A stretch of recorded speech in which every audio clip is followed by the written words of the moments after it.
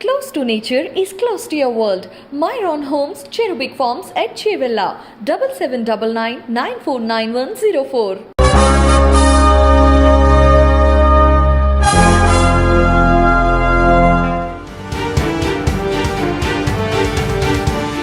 1989 batch police officer, పేరు RVSR Murthy garu, ACP Dwaraka, Visakhapatnam police commissionerate.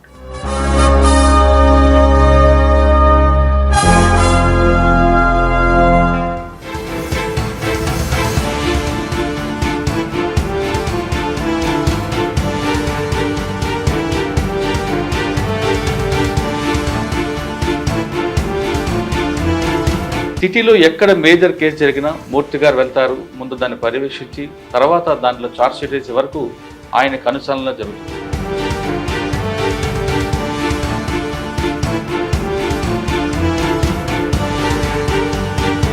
మూర్తి గారు police uniform by ఛాన్సా లేదు బై చాయిసా? బై ఛాన్సే. అన్ని ఉద్యోగాలతో పాటు ట్రై చేస్తుంటే ఇది అప్పుడు పోలీస్ రిక్రూట్మెంట్ బోర్డులో ఈ ఉద్యోగం నాకు రావడం జరిగింది 89. సార్, ఫస్ట్ పోస్టింగ్ లో మీకు మెయిన్ ఛాలెంజ్ ఏమొచ్చింది? నక్సలైట్స్ అనేవాళ్ళు అప్పట్లో వారు పోలీస్ స్టేషన్ కొడతామని చెప్పి ఇలాగ పోలీసుల మీద ఛాలెంజింగ్ గా ఉండేవారు. పోలీసు గవర్నమెంట్ ఎగ్జిస్టెన్స్ కోసం చాలా పోరాడాం. ఆ టైంలో అయితే చాలా ఎన్కౌంటర్స్. సార్, ఇటు మావోయిస్ట్ ఎఫెక్టెడ్ ఏరియా పనిచేసి వచ్చారు. ఇక్కడ ఫ్యాక్షన్ కంప్లీట్ గా దీని పోలీసింగ్ డిఫరెంట్ ఉంటుంది. అక్కడ కోంబింగ్ చేయాలి, ఇక్కడ పొద్దున్న లెగిస్తే ఫ్యాక్షన్స్ తో మాట్లాడాలి, కౌన్సిలింగ్ చేస్తారు. రావులపాలెం కొత్తపేట పోలీస్ స్టేషన్ అప్పుడు గోపీనాథ్ రెడ్డి గారు ఎస్పీ సార్. అప్పుడు ఆయన సార్ అక్కడ పోస్టింగ్ ఇచ్చారు. ఇచ్చిన తర్వాత అక్కడ కాపు సిటీ బజార్ సామాజిక వర్గాల మధ్యన గొడవలు ఉండేది. అసలు ఆలోచన ఎందుకండి? మెయిన్ మూలాలకు వెళ్తే ఈ రెండు గ్రూపుల మధ్య ఎందుకు వచ్చింది? యాక్చువల్గా అడ్డదిగల కంటే కూడా ఎక్కువ ఇబ్బంది పడింది కొత్తపేటలోనే. మెంటల్గా ఎక్కువ పడ్డాం. ఆ కల్చర్ ఫస్ట్ నుంచి కూడా మరి అట్లా వచ్చింది. అది ఎక్కువ కాపు డామినేషన్ అక్కడ కూడా. Very cooperate. వాళ్ళు అబద్ధం ఆడడానికి కూడా అంత ఇష్టపడతారు.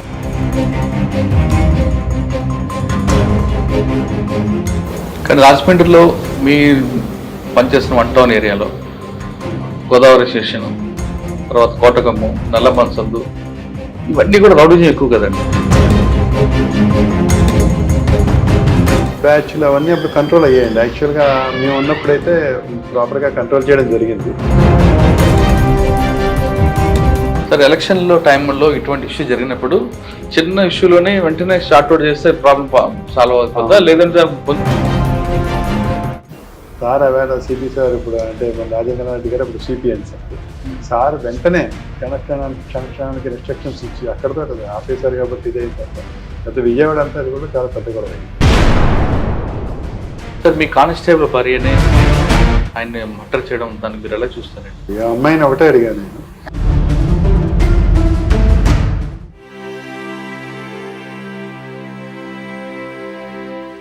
తల్లిదండ్రులు కానీ, నీ అన్నదమ్ములు కానీ, నీ పిల్లలు కానీ ఏడ్చింది.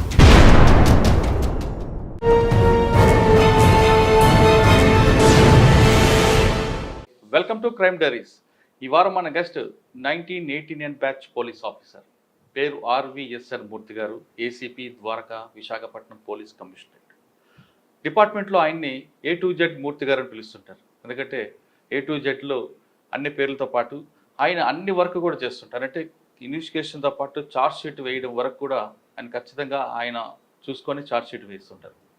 సిటీలో ఎక్కడ మేజర్ కేసు జరిగినా మూర్తి గారు వెళ్తారు. ముందు దాన్ని పర్యవేక్షించి తర్వాత దాంట్లో ఛార్జ్ షీట్ వేసే వరకు ఆయనకు అనుసరణ జరుగుతుంటాయి. కాబట్టి ఆయన కన్విక్షన్ రేట్ కూడా ఎక్కువగా ఉంది. వైజాగ్ సిటీలో దాదాపు 4 సంవత్సరాల పైగా పనిచేస్తున్నారంటే ఇక్కడ జరిగిన ప్రతి క్రైమ్లో ఆయన ఖచ్చితంగా ఆయన రోల్ కనిపిస్తుంటుంది. ఆ కేసు డిటెక్షన్లో ఆయన హ్యాండ్స్ కనిపిస్తుంటాయి. అటువంటి వ్యక్తి ఈ వారం మన గెస్ట్. ఆయన అడిగి చాలా విషయాలు తెలుసుకుంది. సార్, నమస్తే అండి. నమస్కారం. ఆర్వీఎస్ఆర్ మూర్తి గారు. కానీ మీ బ్యాచ్మేట్స్, మీ ఫ్రెండ్స్ అందరూ మాత్రం A to Z మూర్తి అంటుంటారు. అంటే ఆల్ఫాబెట్లు అన్ని పేర్లు మీకు అనిపిస్తుంటాయనో, లేదు అంత పెద్ద పేరు వాళ్ళకి చెప్పడానికి ఇబ్బంది ఉండవు అనుకుంటాను. సార్, 1989లో డిపార్ట్మెంట్కి వచ్చిన తర్వాత మీరు అప్పుడు ట్రెడిషనల్ క్రైమ్ చూస్తుంటారు 89లో. దాంతోపాటు తర్వాత వైట్ కాలర్ అఫెన్స్, ప్రస్తుతం సైబర్ క్రైమ్. విశాఖపట్నం లాంటి సిటీలో రాబోయే కాలంలో క్యాపిటల్ సిటీ అవుతుంది దీంట్లో. మీరు 4 సంవత్సరాలుగా పనిచేస్తున్న మీకు ఇక్కడ క్రైమ్ కల్చర్ ఏ విధంగా కనిపిస్తుంది? అంటే ప్యాటర్న్ మారుతుందా? లేదు క్రిమినల్ యాటిట్యూడ్ మారుతుందా? లేదు యువత కూడా అటువైపు మారడానికి అవకాశం ఏంటి? దాంతోపాటు విశాఖలో ఈ మధ్యన జరిగిన మేజర్ క్రైమ్స్ అన్నింటిలో కంటే గ్యాస్ లీక్ అవ్వచ్చు, లేదా ఇటీవల జరిగిన కొన్ని కేసుల్లో ఇన్వెస్టిగేషన్ ఎలా కనిపిస్తుంటుంది? కన్వెన్షన్ రావడానికి ఒక ఆఫీసర్ ఏ విధంగా ఇన్వెస్టిగేషన్ చేస్తే కన్వెన్షన్ వస్తుంది? ఈ ప్రశ్నలు సమాధానం చెప్పే ముందు మూర్తి గారు, పోలీసు యూనిఫామ్ బై ఛాన్సా లేదు బై చాయిసా? యాక్చువల్గా బై ఛాన్సేనండి ఇది. అన్ని ఉద్యోగాలతో పాటు ట్రై చేస్తుంటే ఇది అప్పుడు పోలీస్ రిక్రూట్మెంట్ బోర్డులో ఈ ఉద్యోగం నాకు రావడం జరిగింది 89లో. ఎక్కడ సార్? 18 నా నేటివ్ వెస్ట్ గోదావరి పాలకుల దగ్గర పెరుమదం అనే ఊరు. పాలకుల్లో నా చదువు అది సాగింది ఎక్కువ. ఆ తర్వాత ఎంఎస్సి అన్న యూనివర్సిటీలో చదువుతూ అంటే ఈ జాబ్ రావడం జరిగింది. ఆ తర్వాత దీంట్లో మన పోలీస్ అకాడమీలో హైదరాబాద్లో ట్రైనింగ్ అది 89 బ్యాచ్ వాళ్ళకి ఇవ్వడం జరిగింది. అప్పుడు recruitment board chairman Sri Roddanki Prabhakar Rao sir IPS. ఆయన మమ్మల్ని అందరినీ రిక్రూట్ చేశారు 89 బ్యాచ్ని. ముఖ్యంగా ముందరగా అన్నిటికంటే ముందుకు చెప్పేది అంటే ఆయన కృతజ్ఞతలు చెప్తూ ఆయన నమస్కారాలు చెప్తున్నాం. ఎందుకంటే 89 బ్యాచ్ చాలా ఆయన రిక్రూట్ చేసిన తర్వాత పోలీసు వ్యవస్థే ఒక విధమైన రూపు మారి ఒక విధంగా ఏపీ పోలీస్ అనగానే 89 బ్యాచ్ అంటే క్రైమ్ టీమ్ ఒక అవునండి. ఇంచుమించుగా 98% అందరూ కూడా చాలా మంచి ఆఫీసర్లు ఉన్నారు. అన్ని చోట్ల కూడా మంచి పేర్లు తెచ్చుకున్నారు అందరూ కూడా. అందుకు మేము అందరం హ్యాపీ అండి. కొంతమంది రిటైర్ అయ్యారు, ఇంకా కొంతమంది ఆ దిశగా ఉన్నామండి. కానీ మీది 89 బ్యాచ్ ఆల్రెడీ తెలంగాణలో అడిషనల్ ఎస్పీలు కూడా అయ్యారు కదండి? అవునండి, మా బ్యాచ్లో కూడా చాలామంది అడిషనల్ ఎస్పీలు ఇది కూడా అయ్యారు. అయితే ఈ వరుస క్రమంలోనూ ప్లస్ ఇతరితర కారణాల వల్ల అందరూ కూడా ఒకేసారి అబ్జర్వ్ అవ్వలేరు కదా, స్లోగా అవుతుంది. అంటే మీరు ఏలూరు రేంజా? మాది Eluru range service. Okay. First posting ఎక్కడ? First posting Addateegala. అడ్డదేగల. అక్కడ ఆల్రెడీ 1 year 8 months దాకా చేశాను. సార్ మీ ఫస్ట్ పోస్టింగ్ లో మీకు మెయిన్ ఛాలెంజ్ ఏమొచ్చింది? మీ అచీవ్మెంట్ ఏముంది? మెయిన్ ఛాలెంజ్ ఎక్కువగా అప్పుడు మీ అందరికీ తెలుసు, అప్పుడు నక్సలైట్స్ అనేవాళ్ళు మావోయిస్ట్ కింద తర్వాత పేర్లు మార్చబడ్డాయి. అప్పట్లో వారు పోలీస్ స్టేషన్ కొడతామని చెప్పి ఇలాగ పోలీసుల మీద ఛాలెంజింగ్గా ఉండేవారు. ఆ టైంలో స్పెషల్ పార్టీస్, గ్రేహాన్స్ పార్టీస్ అని కొత్తగా ఏర్పడడం జరిగింది. అప్పుడు వాళ్ళతో పాటు మేము కలిసి కోమింగ్ చేయడం, అంటే మన ఎగ్జిస్టెన్స్ కోసం, పోలీసు గవర్నమెంట్ ఎగ్జిస్టెన్స్ కోసం చాలా పోరాడాం. ఆ టైంలో అయితే చాలా ఎన్కౌంటర్స్, అలాగే మా పోలీస్ పర్సన్ లాస్ చేయడం, ఇంక్లూడింగ్ ఒక పోలీస్ డిఎస్పీ లెవెల్లో ఆఫీసర్ని గౌడ్ గారు అని చెప్పి వెంకటేశ్వర గౌడ్ గారు, ఆయన కూడా బ్లాస్టింగ్లో ఫస్ట్ బ్లాస్టింగ్ కూడా నేను ఉండగానే అక్కడ జరిగిందండి పోలీస్ ఆఫీసర్ మీద. అలాగే ఎన్కౌంటర్స్లో కూడా మేము పార్టిసిపేట్ చేయడం జరిగింది. సార్ అడ్డతీగల్లో మీకు బాగా గుర్తుండిపోయిన సంఘటన చెప్పండి. అడ్డతీగల్లో ప్రధానంగా గుర్తుండిపోయిన సంఘటన వెంకటేశ్వర గౌడ్ గారని గ్రేహాన్స్ డిఎస్పీ. ఆయన యాక్చువల్గా వేరే గ్రేహాన్స్ కానిస్టేబుల్స్ ఇల్లు కాల్చారు అంటే అక్కడ నివసించే వాళ్ళని చెప్తే ఆయన వెళ్ళారు. వెళ్ళి వస్తుంటే యాక్చువల్గా జీప్ కూడా నన్ను ఎక్కించారు. ఎక్కిన తర్వాత నేను దిగిపోయాను. అంటే సార్ దిగి వేరే కోమింగ్ పార్టీ తీసుకురమ్మన్నారు, నేను దిగాను. తర్వాత అదే మారుతి జీప్ని వాళ్ళు రాజమంగి దగ్గర బ్లాస్ట్ చేయడం జరిగిందండి. అదే ఫస్ట్ బ్లాస్టింగ్ అనమాట. అప్పటిదాకా ఏపీలో బ్లాస్టింగ్స్ లేవు అసలు. ఎక్కడో శ్రీలంకలో అక్కడ జరుగుతూ ఉండేవి తప్ప వీళ్ళు ఆ ఎంఓ అప్పుడే స్టార్ట్ చేశారు. అప్పుడు డిఎస్పీ గారు వీళ్ళు బ్లాస్టింగ్లో అయిన తర్వాత మళ్ళీ మేము వెళ్ళిన తర్వాత లోపలికి వెళ్ళేప్పటికీ ఆయన ఆల్మోస్ట్ ఇంకా అచేతనంగా పడున్నప్పుడు చాలా విపరీతంగా బాధపడ్డాం. అంటే దీన్ని మర్చిపోలేని సంఘటన. ఎందుకంటే అప్పటిదాకా కూర్చుని స్నేహంగా మాట్లాడే వ్యక్తి మన కళ్ళదు కూడా లేకపోతే. ఫస్ట్ ఎస్పీ ఎవరండి? డిటి నాయక్ గారు. అప్పుడు ఫస్ట్ ఎస్పీ డిటి నాయక్ గారు. అయితే ఈ సంఘటన జరిగినప్పుడు గోపీనాథ్ రెడ్డి గారు ఉండేవారు. అనురాగ్ శర్మ గారేమో గ్రేహాన్స్ ఎస్పీగా చేశారు. అలాగే గోపాలకృష్ణ గారిని ఎస్పీ చేస్తున్నారు. అందరం కలిపి తర్వాత దానికి సంబంధించి వేరేగా వాళ్ళ ఎగ్జిస్టెన్స్ లేకుండా చేయడం జరిగింది ఆ టైంలో.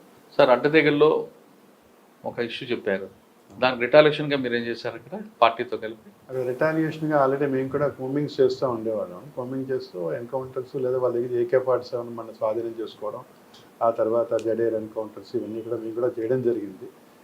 దాంట్లో మేజర్గా మేము ఆయుధాల డంపులు, దాని తర్వాత ఇతర మందుగుండు సామగ్రి, అలాగే వాళ్ళ ఉపదళ కమాండర్కి ఇచ్చేయడం అన్నీ జరిగింది. ఓకే. తర్వాత ఎక్కడికి వచ్చారండి? తర్వాత కొత్తపేట అనే మోస్ట్ ఫ్రాక్షియస్ విలేజెస్ వేశారు. అమలాపురం దగ్గర రావులపాలెం కొత్తపేట పోలీస్ స్టేషన్ ఉండేది. ఇప్పుడు కాపు సెట్టుబల్దారు సబ్ డివిజన్ అయినట్టుంది కదండి. ఇప్పుడు అది సబ్ డివిజన్ అయింది. అప్పుడు గోపీనాథ్ రెడ్డి గారు ఎస్పీ సార్. అప్పుడు ఆయన సార్ అక్కడ పోస్టింగ్ ఇచ్చారు. ఇచ్చిన తర్వాత అక్కడ కాపు సెట్టుబల్దారు సామాజిక వర్గాల మధ్యన గొడవలు ఉండేది. చిత్రం ఏంటంటే ఒక్క పోలీస్ స్టేషన్కే 2 సెక్షన్లు ఏఆర్ అటాచ్ అయ్యిండేది అప్పట్లో. అంటే ఆ రోజుల్లో మీరు చాలా ఫ్రాక్షియస్ విలేజెస్ అండి. అప్పుడు మేము అక్కడ 3 years చేశాను ఫస్ట్ సార్గా. అంతకు ముందర 3 years చేసిన వాళ్ళు కూడా అక్కడ ఎవరు లేరు యాక్చువల్గా. 3 years చేసి ఒక ప్యాటర్న్ చేయడం జరిగింది ఆ పోలీస్ స్టేషన్. సార్ ఇటు మావోయిస్ట్ అఫెక్టెడ్ ఏరియా పనిచేసి వచ్చారు, అవును. ఇక్కడ ఫ్యాక్షన్ కంప్లీట్గా దీని పోలీసింగ్ డిఫరెంట్ ఉంటుంది. అవును. అక్కడ కోంబింగ్ చేయాలి, ఇక్కడ పొద్దున్న లెగిస్తే ఫ్యాక్షన్స్తో మాట్లాడాలి, కౌన్సిలింగ్ చేస్తుంటారు. అవును. ఆ వేరియేషన్ ఏమైనా మీకు ఇబ్బంది వచ్చిందా? చాలా అంటే యాక్చువల్గా అడ్డదిగల కంటే కూడా ఎక్కువ ఇబ్బంది పడింది కొత్తపేటలోనే మెంటల్గా అదే ఎక్కువ పడ్డాం. చాలా మటుకి అక్కడ అప్పుడే కాపు ఉద్యమం కూడా అప్పుడు రావడం జరిగింది.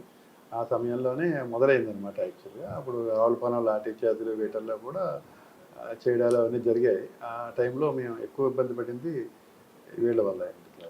కొత్తపేటలో కేసు ఎన్కౌంటర్స్ కట్టడం, అరెస్టులు చేయడం, మీకు బాగా గుర్తుపెట్టిన సంగతి చెప్పండి సార్. అంటే అది మీ చేసిన వర్క్ వాళ్ళ మార్పు తీసుకొచ్చింది కానీ, లేదా వాళ్ళు చేసిన యాక్షన్ వల్ల మీకు ఇబ్బంది పడింది? అంటే యాక్చువల్లీ ఫస్ట్ సారిగా మనం ఏంటంటే 2 పార్టీలని, అంటే అటు కాపుల పెద్దల్ని ఇటు సెట్టు బల్జీల పెద్దల్ని వీళ్ళు కూడా కూర్చోబెట్టి పరిష్కారం చేసుకుంటూ పీస్ కమిటీల కింద ఏర్పరిచి వాళ్ళని తదుపరి గొడవలు పడకుండా చేసేందుకు కానీ చాలా చర్యలు తీసుకున్నామండి. అప్పుడు ఎస్పీ గారు గోపీనాథరెడ్డి సార్ కూడా అప్పుడు చాలా చర్యలు తీసుకున్నారు. అలాగే ఏకే ఖాన్ ఎస్పీ గారు కూడా చాలా దాని తర్వాత వచ్చారు. సార్ కూడా చాలా చర్యలు తీసుకున్నారు. అవి క్రమేణా ఏంటంటే వాళ్ళల్లో మనం ఆలోచించింది ఏంటంటే క్రమేణా ఎడ్యుకేషన్ రేట్ పెంచాలి. ఇక్కడ ఎడ్యుకేషను, ఈ డెవలప్మెంట్స్, ఎడ్యుకేషన్లో కూడా కులాలు మతాలు ఈ గొడవలు లేకుండా చేయాలనే రూపకల్పనతో చేసాం. అలాగే అక్కడ ఎమ్మెల్యే ఇప్పుడు చిల్ల సంవత్సరం రెడ్డి గారిని ఉండేవారు సార్. ఆయన కూడా ఆ కాలేజెస్లో మంచి ప్రిన్సిపాల్స్ని వాటిని వేయించి ఆ దిశ నుంచి పక్కకి తప్పించామన్నమాట. అంటే అసలు ఆ రోజున ఎందుకండి మెయిన్ మూలాలకు వెళ్తే ఈ 2 గ్రూపుల మధ్య ఎందుకు వచ్చింది?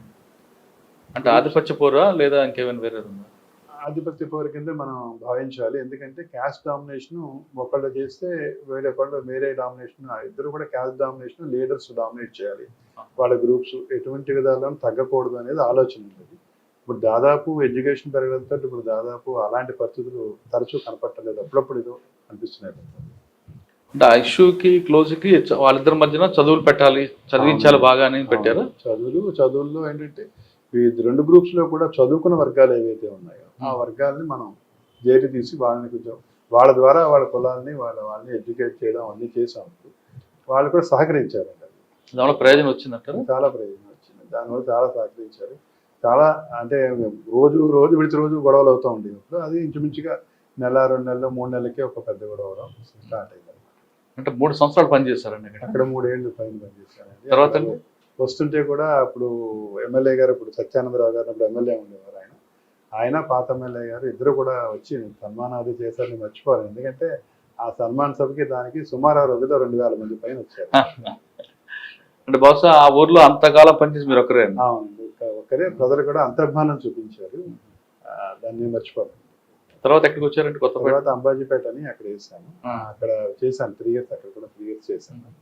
అక్కడ కూడా ఇదే ప్రాబ్లమ్ యాక్చువల్గా. అక్కడ కూడా ఇదే ప్రాబ్లమ్. అలాగే అక్కడ డెకాయిటీ జరుగుతూ ఉండేవి. అప్పుడు మాకు డిసెంబర్ జనవరిలో డెకాయిటీస్ జరుగుతూ ఉండేవి. ఇంచుమించుగా కోనసీమ జిల్లా వచ్చేప్పుడు, కోనసీమ జిల్లా అప్పుడు అమలాపురం తగ్గిన ఆ టైంలో స్టోర్పురం నుంచి కొంచెం గ్యాంగ్ వచ్చి 2-3 డెకాయిట్స్ చేసుకుని వెళ్తూ ఉండేవారు వాళ్ళు లైన్గా. వాటిని ప్రివెంట్ చేయగలిగేవాళ్ళు సార్. మొత్తం అప్పుడు డిఎస్పీస్, పవర్ఫుల్ డిఎస్పీస్ ఉండేవారు. యోగానంద్ గారని, ఏఆర్ శ్రీనివాస్ గారని, అమలాపురం వీళ్ళు అందరూ ఆధ్వర్యంలో పనిచేస్తాం. అలాగే ఎస్పీస్ కూడా చాలా అప్పుడు వినయరంజన్ రే ఎస్పీ గారు చక్కగా, వినయరంజన్ రే ఎస్పీ సార్ కూడా అప్పుడు మంచి గైడెన్స్ అది ఇచ్చి వీళ్ళు ఎవరైతే ఉన్నారో వాళ్ళని రాకుండా చేయడం అనేది కూడా జరిగింది. ఇప్పుడు కూడా అమలాపురానికి దానికి ఇప్పుడు ప్రస్తుతానికి ఈ స్టోర్పురం డెకాయిడ్స్ రాకుండా చేసాం.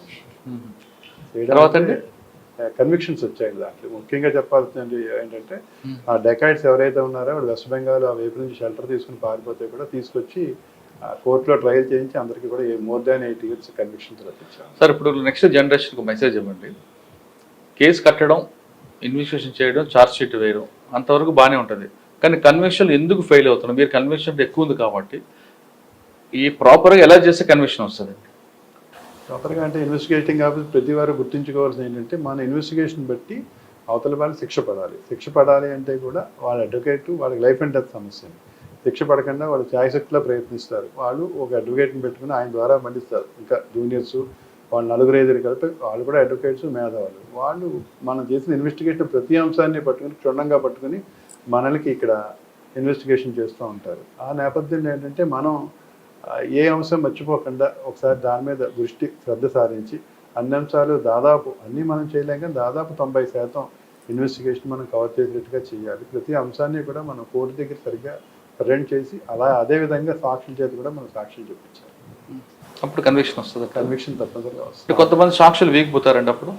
సాక్షులు అంటే ప్రధాన సాక్షులు వీగిపోతే మనం ఏం చేయలేం. వస్తాయి లేకపోతే అంటే మన దేశంలో ఏంటంటే సాధారణంగా కాంప్రమైజింగ్ మూడ్ తోటి ఉంటారు. ఈ చుట్టుపక్కల పెద్దలు అయితేనే మిగతా ఒత్తిళ్ళు అయితేనే ఈ ఒత్తిళ్ళ వల్ల చాలామంది ఏంటంటే ఇంకా ఆర్థికపరమైన ఇబ్బందుల వల్ల అయితేనే సాధారణంగా ఈ ఒత్తిళ్ళకు గురై కోర్టులో చెప్పలేరు. అలాంటి విషయాల్లో కొన్ని టెక్నికల్గా మనం నిరూపించితే కనుక మనకి కన్విక్షన్ వచ్చే అవకాశాలు ఉంటాయి. సార్ అంబాజీపేట తర్వాత రాజానగరం అనే ఊరు వేశారండి. రాజానగరం పెద్ద జ్యూరిడిక్షన్ ఇంక్లూడింగ్ రాజమండ్రి పార్ట్ వస్తుంది. ఆ రోజుల్లో 26 విలేజెస్ డిఫరెంట్ అన్నమాట. అక్కడ కాన్సెప్ట్ ఇక్కడికి బాగా అదొక భిన్నమైన వాతావరణం. ఇది రాజానగరం మంచి పోలీస్ స్టేషన్. ప్రజలందరూ కూడా ఇదైనప్పటికీ కూడా నిజం చెప్తారన్నమాట. ఎంత తనవాడైనప్పటికీ కూడా జరిగిన విషయాలు అవునా బాగా చెప్తారు. అంటే మీరు పనిచేసిన అంబాజీపేట కొత్తపేట కన్నా రాజానగరం పబ్లిక్ బాగా ఫెయిర్ మెంటాలిటీస్ అన్నమాట. వాళ్ళు ఏ కోసానా కూడా వాళ్ళ సొంత తమ్ముడైనా సరే తప్పు చేశాడని చెప్పి పోలీస్ స్టేషన్లో చెప్పేవారు.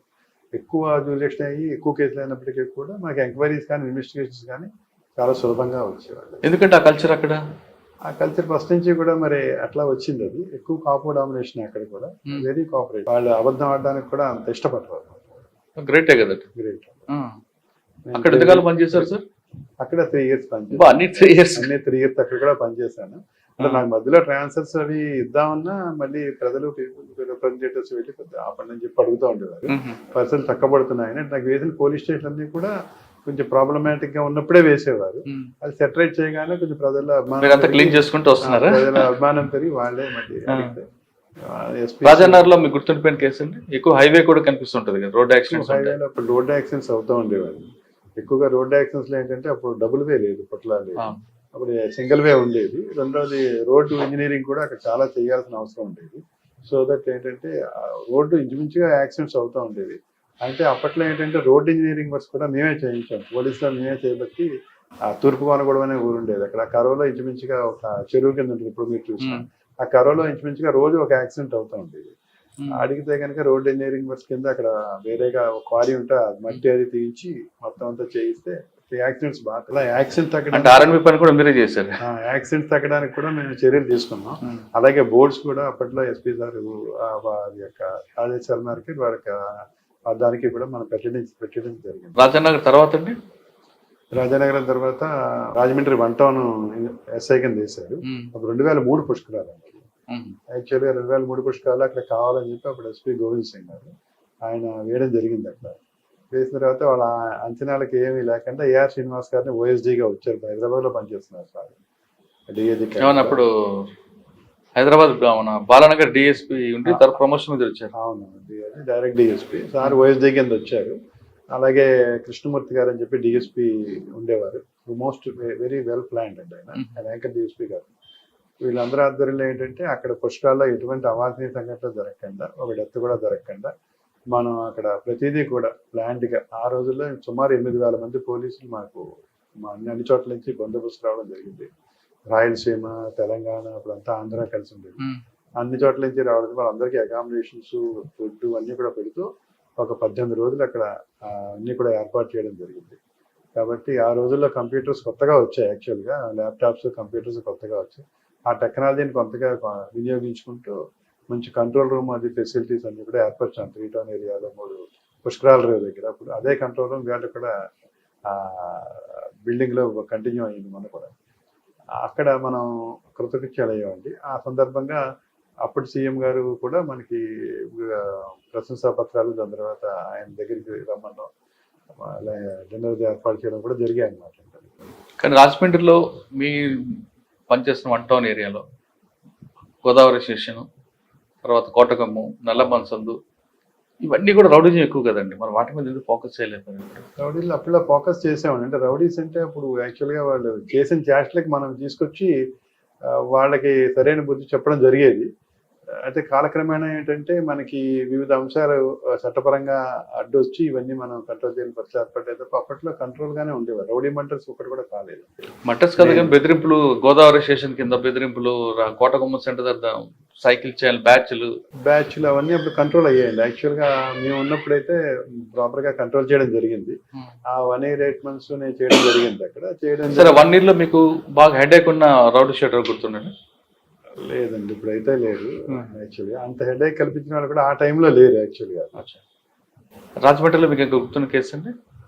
రాజమండ్రిలో కూడా అంటే మంచి కేసులే చేసాం. పుష్కరాల మీద ఎక్కువ ఫోకస్, పుష్కరాల మీద టోటల్ గా పుష్కరాల మీద ఎక్కువ ఫోకస్ చేస్తాం. ఒక 8 months దాని మీద ముందు నుంచి ప్రాపర్ ఎక్సర్సైజ్ చేయడం జరిగింది. సార్ రాజమండ్రి తర్వాత ప్రమోషన్ వచ్చిందా? రాజమండ్రి ప్రమోషన్ గుడివాడ టౌన్షిప్ గా వేశారండి. అప్పుడు యాక్చువల్ టీడీపీ గవర్నమెంట్ అది. ఆ గుడివాడకి ప్రత్యేక ప్రాముఖ్యత ఉండేది. అది ఎన్టీ రామారావు గారి కాన్స్టిట్యున్సీ కింద పరిగణించబడేది. అక్కడ కూడా అతి తక్కువ కాలం చేశారు. అక్కడ ఒక 4 months చేసిన తర్వాత మళ్ళీ ఆ ఏసీబీలో ఏకే మహంతి సార్ ఉండేవారు డీజీ కింద. సార్ మంచి ఆఫీసర్లు కావాలని చెప్పి ఏసీబీకి తీసుకెళ్ళిపోయారు. అంతేనండి. ఏసీబీ మళ్ళీ వచ్చి కాకినాడ డిస్ట్రిక్ట్ ఇన్స్పెక్టర్ కింద ఇచ్చి అక్కడ చాలా వరకు నేర్చుకున్నాను. ఇన్వెస్టిగేషన్స్ లో జాయింట్ డైరెక్టర్ ఎవరండి అప్పుడు? యాక్చువల్ గా జాయింట్ డైరెక్టర్ సుజాతారావు గారు ఉండేవారు. ఆయన దగ్గర పనిచేయడం జరిగింది. మిగతా వాళ్ళందరూ కూడా అందరూ పెద్ద ఆఫీసర్లే. ఏపీ స్టేట్ కలిపి ఉండేటప్పుడు ఉండేది. అది చాలా అది మంచి ప్లాన్స్ మంచిగా ఇంప్లిమెంట్ చేసాం. ఏసీబీ అప్పుడు ఒక్కసారి పైకి వచ్చింది ఆ టైంలోనే అనమాట. అవునండి, అప్పుడే కదా డిఏ కేసులు అరెస్టులు కూడా స్టార్ట్ చేసాం. డిఏ కేసులు అరెస్టులు స్టార్ట్ చేసాం. ఈ ట్రాప్ కేసులు అరెస్టులు స్టార్ట్ చేసాం. అలాగే మన విశాఖపట్నంలో మంచి ఆఫీసులు ఉండేవారు. వీళ్ళు కూడా మాకు సహకరిస్తూ ఉండేవారు. నెలకి మనం ప్రోగ్రెస్ చూపించాలి. ఎందుకంటే కరప్షన్ అన్ని చోట్ల కనిపిస్తోంది.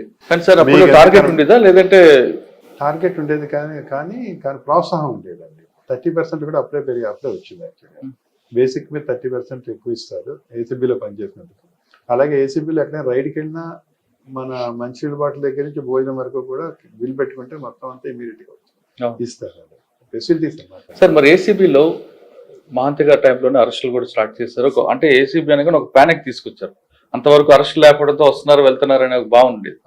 కానీ ట్రాప్ కేసులో కన్విక్షన్ వస్తుంది కానీ డిఏ కేసులు ఎందుకు రావట్లేదు? డిఏ కేసులో కన్విక్షన్ వస్తుంది కానీ లాంగ్ అండ్ ప్రొలాంగ్ అవుతుంది. మీకు అది ట్రయల్ అది కూడా ఇన్వెస్టిగేషన్ ప్రొలాంగ్ అవుతుంది. అలాగే ట్రయల్ కూడా ప్రొలాంగ్ అవుతుంది. ఎక్కువ ఎసెట్ వచ్చే కొద్దీ ఆ ఎసెట్ మనం ప్రతిదీ కూడా క్షుణ్ణంగా పరిశీలించి కోర్టు ముందర మనం పెట్టడం జరుగుతుంది.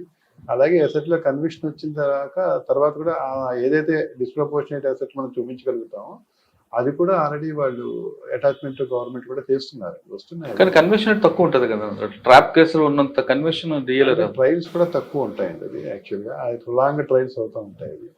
ట్రాప్ కేసులు అయితే గన్ షాట్ గా, ఎందుకంటే రెడ్ హ్యాండ్ గా పట్టుబడతారు కాబట్టి కన్విక్షన్ ప్రాపర్టీని అక్కడ వచ్చింది ఇక్కడ చూపిస్తుంటారు. మీడియేటర్స్ కూడా ఎవరు టర్న్ హాఫ్ స్టైల్ ఎవరు దాంట్లో. ముఖ్యంగా ఏంటంటే మీడియేటర్స్ గవర్నమెంట్ అఫీషియల్స్ నే పెడతాం. ఇక్కడ జరిగినట్టుగా రాయడం జరుగుతుంది ఆ మధ్యలో, అందుకని చెప్పి ఎవరు కూడా చేయరు. అలా కంప్లైంట్ కూడా టర్న్ హాఫ్ స్టైల్ అవడానికి తక్కువ అవకాశాలు ఉంటాయి. అలా అయితే అతని మీద పెర్జరీ కింద మళ్ళీ హైకోర్టులో ఫైల్ చేయడం. ఓకే సార్, ఏసీబీలో ఎంతకాలం చేస్తారండి? ఏసీబీలో 2 years చేశాను సార్. తర్వాత మళ్ళీ బయటకు వచ్చిన తర్వాత నన్ను రాజోలు సిఏగా వేశారు. రాజోల్లో కూడా అప్పుడు ఈ గుండాట్లు, దాని తర్వాత కోడి పందాలు అంటే పూర్తిగా అరికట్టాం. అప్పుడు ఎమ్మెల్యే గారు కృష్ణరాజు గారు, మీకు అరికడితే పూర్తిగా అరికట్టండి, లేకపోతే ఎవరండి? ఎస్పీ కృష్ణరాజు గారు కాదండి, ఎమ్మెల్యే గారు ఉండేవారు అప్పుడు. కృష్ణరాజు గారు అని ఎమ్మెల్యే గారు, చాలా హానెస్ట్ ఎమ్మెల్యే అండి ఆయన. మనం పరిగణించవచ్చు, ఆయన పెద్ద ఆయన చెప్పారు, సిఐ గారు మీరు చేస్తే పూర్తిగా చేయండి, లేకపోతే ముట్టుకోవద్దు, రెండో ఉంటాయి. పూర్తిగా చేసాం. ఆయన కూడా సంతోషించారు. ఎస్పీ ఎవరండి అప్పుడు? నవీన్ చంద్ గారు. ఆయన ఎక్కువ లాంగ్ టైం చేశారు. నవీన్ చంద్ గారు అప్పుడు ఎస్పీ. అప్పుడు నవీన్ చంద్ గారు ఆ టైంలో ఒక కేసు ఒకటి అయిందనమాట. యాక్చువల్గా మీరు అడిగారు కాబట్టి ఇక్కడ మంచి కేసు. యాక్చువల్గా ఒక కోడలుని హెరాస్ చేస్తున్నాడని మామగారిని పోలీస్ స్టేషన్లో పెట్టించింది, తగినేటిపల్లి పోలీస్ స్టేషన్లో. పుల్లారావుని ఎస్ఐ, ఆయన మంచి ఎస్ఐ రోజుల్లో బాగా స్ట్రిక్ట్ గా ఉండేవాడు, భయం ఉండేది. కోనసీమ ఏంటంటే మీకు ప్రత్యేకం 10-10:30కి అంతా నిర్మానుష్యం అయిపోతుంది. ఇంకెక్కడ హడావుడేం కనపడదు. ఇక్కడ 10-10:30కి ఆయన బయటికి పంపించేస్తే ఆయన వెళ్ళిపోయాడు. ఆ ముసలాయన వెళ్ళిపోయిన తర్వాత సర్ప్రైజింగ్ ఏంటంటే వాళ్ళ ఊరు మొగలో అతను డెడ్ బాడీ మర్నాడు ప్రొద్దుట. ఆ డెడ్ బాడీ వచ్చిన తర్వాత వాళ్ళందరూ కూడా పోలీసులు పోలీసులకు వచ్చి చంపారు అని చెప్పి చాలా హడావుడి చేసి సుమారు ఒక 500-600 మంది అక్కడ గుమ్ముగూడి ఉన్నారు. సరే నేను వెళ్ళిన తర్వాత మా మీద అసలు యాంటీగా ఉన్నారు. అప్పటికి మీరు కొట్టి చంపేశారు, రాత్రి ఇక్కడ కోడలే పెట్టించింది, మీరు కొట్టారని చెప్పి ఇక్కడ పడేస్తారని చెప్పి. యాక్చువల్గా చూస్తే రాపుడు గాయాలు అన్నీ ఉన్నాయి. ఏదైనా హిట్ చేసిందేమో అని మేము అనుకున్నాం ఫస్ట్. దాని తర్వాత చూస్తే అది కూడా అనిపించలేదు. యాక్చువల్లీ పిఎంకి పంపించి వాళ్ళని కన్విన్స్ చేసి న్యాయం చేస్తామని చెప్పి చెప్పడం జరిగింది. తర్వాత పిఎంకి వెళ్ళి పంపించిన తర్వాత సర్ప్రైజింగ్ ఏంటంటే దాంట్లో ఈ అతను మందు తాగినట్టుగా మాకు తెలుస్తోంది, వాసన అది వచ్చింది. ఆ తర్వాత అతను కూడా రోజు లిక్కర్ తీసుకుంటాడు ఆయన పెద్దగా. సో దట్ మనం ఏంటంటే లిక్కర్ షాపుల దగ్గర అంతా చూస్తే కనుక ఎవరైతే ఈ కోడలు ఉందో కోడలు తమ్ముడు ఏం చేస్తారంటే బయటకు వచ్చిన తర్వాత మళ్ళీ ఇతనికి మందు పట్టించి ఈ తువ్వాలు బిగించేసి చంపేసి వెళ్ళిపోతాడు. ఎవరికి తెలియదు, అతను వచ్చినట్టు తెలియదు, వెళ్ళినట్టు తెలియదు, ఏం తెలియదు, ఎవరు చూడరు అన్నమాట. తర్వాత వెళ్ళిపోయిన తర్వాత మనం అతన్ని ట్రేసప్ చేయడం జరిగింది. అతను ట్రేసప్ చేసి అడిగితే మన క్రైమ్ స్టోరీలో మన టీవీలో వస్తున్న విధంగా అతను వాయిస్ కూడా అదే విధంగా అనమాట. అప్పుడు అర్ధరాత్రి 10:30 గంటలు ఇలా ఉంటే మొదలు పెట్టాడు. అప్పుడు అనుమానం వచ్చింది, ఏం చూస్తామంటే నేను క్రైమ్ స్టోరీస్ అన్ని చూస్తా ఉంటాను రాత్రి 9:30 పక్కాగా అనమాట. చూసి ఏ ఆధారాలు లేకుండా చేశాడు. అవేవర్ మనకి చిన్న క్లూస్ తోటి ఎక్కడైతే బ్రాందీ షాప్ దగ్గర నా బాటిల్ కొన్నాడో ఆ బ్రాందీ షాప్ ఇచ్చిన ఆయన క్లూస్ తోటి ఆ బ్రాందీ బాటిల్ క్లూస్ తోటి మనం అతన్ని అరెస్ట్ చేయడం జరిగింది. ఎలా సార్ లీడ్ ఎక్కడ వచ్చింది? బ్రాందీ షాప్ దొరికింది, అప్పుడు సీసీ కెమెరాలు లేవు. అంటే బ్రాందీ షాప్ మీద ఏముంటుందంటే బ్రాందీ లిక్కర్ బాటిల్ మీద పై మూత మీద మనకి చిన్న బ్యాచ్ నెంబర్, ఆ బ్యాచ్ నెంబర్ బట్టి ఏ షాప్ కి వెళ్ళిందో మనం చెప్పగలం. అక్కడికి వెళ్ళి ఎవరు కొన్నారు ఏమిటో అని అడిగితే వాళ్ళు ఒక అతను వచ్చి కొన్నాడు, ఇంత వయసు ఇంతాయాలని చెప్పి. అంతకు ముందర ఈ తగుకు వచ్చినప్పుడు ఈ కుర్రాడు కూడా తన అక్కతో పాటు వచ్చి ఉన్నాడు అనమాట. అప్పటికి ఆయన ఏంటంటే మహేష్ బాబు సినిమాలు అవి చూస్తాడు, మహేష్ బాబు వాళ్ళ అక్కని ప్రేమించిన సినిమా అది చూశాడు అనమాట. ఇది అర్జున్ సినిమా అది అదే మనసులో పెట్టుకుని నేను కూడా అలాగా మా అక్కన ఎవరు అనడానికి వీలు లేదన్నట్టుగా వాడు కొంచెం పోలీస్ స్టేషన్ లో కూడా కొంచెం అగ్రెసివ్ గా మాట్లాడాడు. సో దట్ వీళ్ళందరినీ తీసుకొచ్చి అతని ఫ్రెండ్స్ లేకపోతే ఇంకా చుట్టుపక్కల వాళ్ళు మనకు అనుమానం ఆ ఏజ్ లో ఉండే ఆ చుట్టుపక్కల మీరు అన్నారు కదా రౌడీస్ సస్పెక్ట్స్ ఇలాంటి వాళ్ళని తీసుకొచ్చి చూపించాం అన్నమాట. వాళ్ళు డబ్బుల గురించి ఏమైనా చేశారేమో అని. అయితే డబ్బుల గురించి చేయలేదు, కానీ ఈ అబ్బాయిని చూడగానే అతను గుర్తుపెట్టాడు. ఇతనే సరే వాళ్ళ షాప్ తీసుకుని అప్పుడు ఇతన్ని అడిగితే ఇతని వేలు ముద్రల ఆధారంగా దాని మీద వేలు ముద్రలు కూడా దొరికాయండి. మరి ఆధారంగా ఏం చేసామంటే ఇతన్ని ఇంటరాగేట్ చేస్తే విషయం అంతా కన్ఫెస్ చేశారు. దాన్ని బట్టి ఏంటంటే ఈ ఎస్ఐ గారి మీద వచ్చే అపవాదం, పోలీసుల మీద వచ్చే అపవాదం ముఖ్యంగా పోయింది మాట. కేసు డిటెక్ట్ అవ్వడం ఒక ఎత్తు, మా మీద వచ్చే అపవాదం ఫస్ట్ మనం బయటపడడం. అంటే ఎలా చెప్పాడు అంటే ఆయన స్టేషన్ బయటకు వచ్చినప్పుడు తీసుకొచ్చి మందు తాగుతాం అని అడిగాడు. ఆయనకి అసలు ఉందంటే చాలా ఇష్టం అతనికి, ఇంకా అదంటే అది లేనిదే అతను ఉండడు రాత్రి. అలాగే అన్నాడు, శుభ్రంగా పట్టించాడు. తీసుకెళ్ళి అక్కడ దాకా తీసుకెళ్ళి వాళ్ళ ఊరు మొగదాకా తీసుకెళ్ళి తాగిన తర్వాత ఈ తువ్వాలు ఇలా పీకి వేసి కింద పడగొట్టి లాగాడు అనమాట. లాగడంతో ఆయన చనిపోవడం జరిగింది. ఇదంతా కన్ఫెషన్ చేశాడంటే ఇదంతా కన్ఫెస్ చేశాడు సార్. అందులో కన్విక్షన్ వచ్చిందా? దాంట్లో కన్విక్షన్ వాళ్ళు రాజీ పడ్డట్టు. సార్ పోలీస్ స్టేషన్ తీసుకొచ్చారు, కంప్లైంట్ తిరిగి పంపించారు. పంపించినప్పుడు ఎవరికొరకు బైండ్ ఓవర్ చేసి పంపాలి కదండి. అంటే ఇంకా ఆ టైంలో ఎవరు రాలేదు ఇతని గురించి.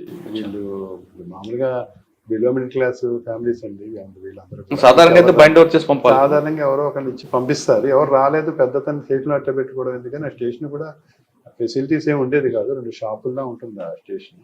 దాని గురించి పంపించడం జరిగింది. మంచి ఇంట్రెస్టింగ్ కేసు. అదే యాక్చువల్లీ అంటే అలాంటి కేసులు కొంచెం తెలివితేటగా కూర్చొని ఆలోచిస్తే ఇవన్నీ డిటెక్ట్ అవుతాయి. ఓకే, అక్కడ నుండి ఎక్కడికి వచ్చారండి ఏసీబీ తర్వాత? తర్వాత ఈ రాజోల్ సీఏ తర్వాత సారు బి శ్రీనివాసులు గారు ఎస్పీను, ఆనంద్ గారు ఒక డిఐజీ అండి.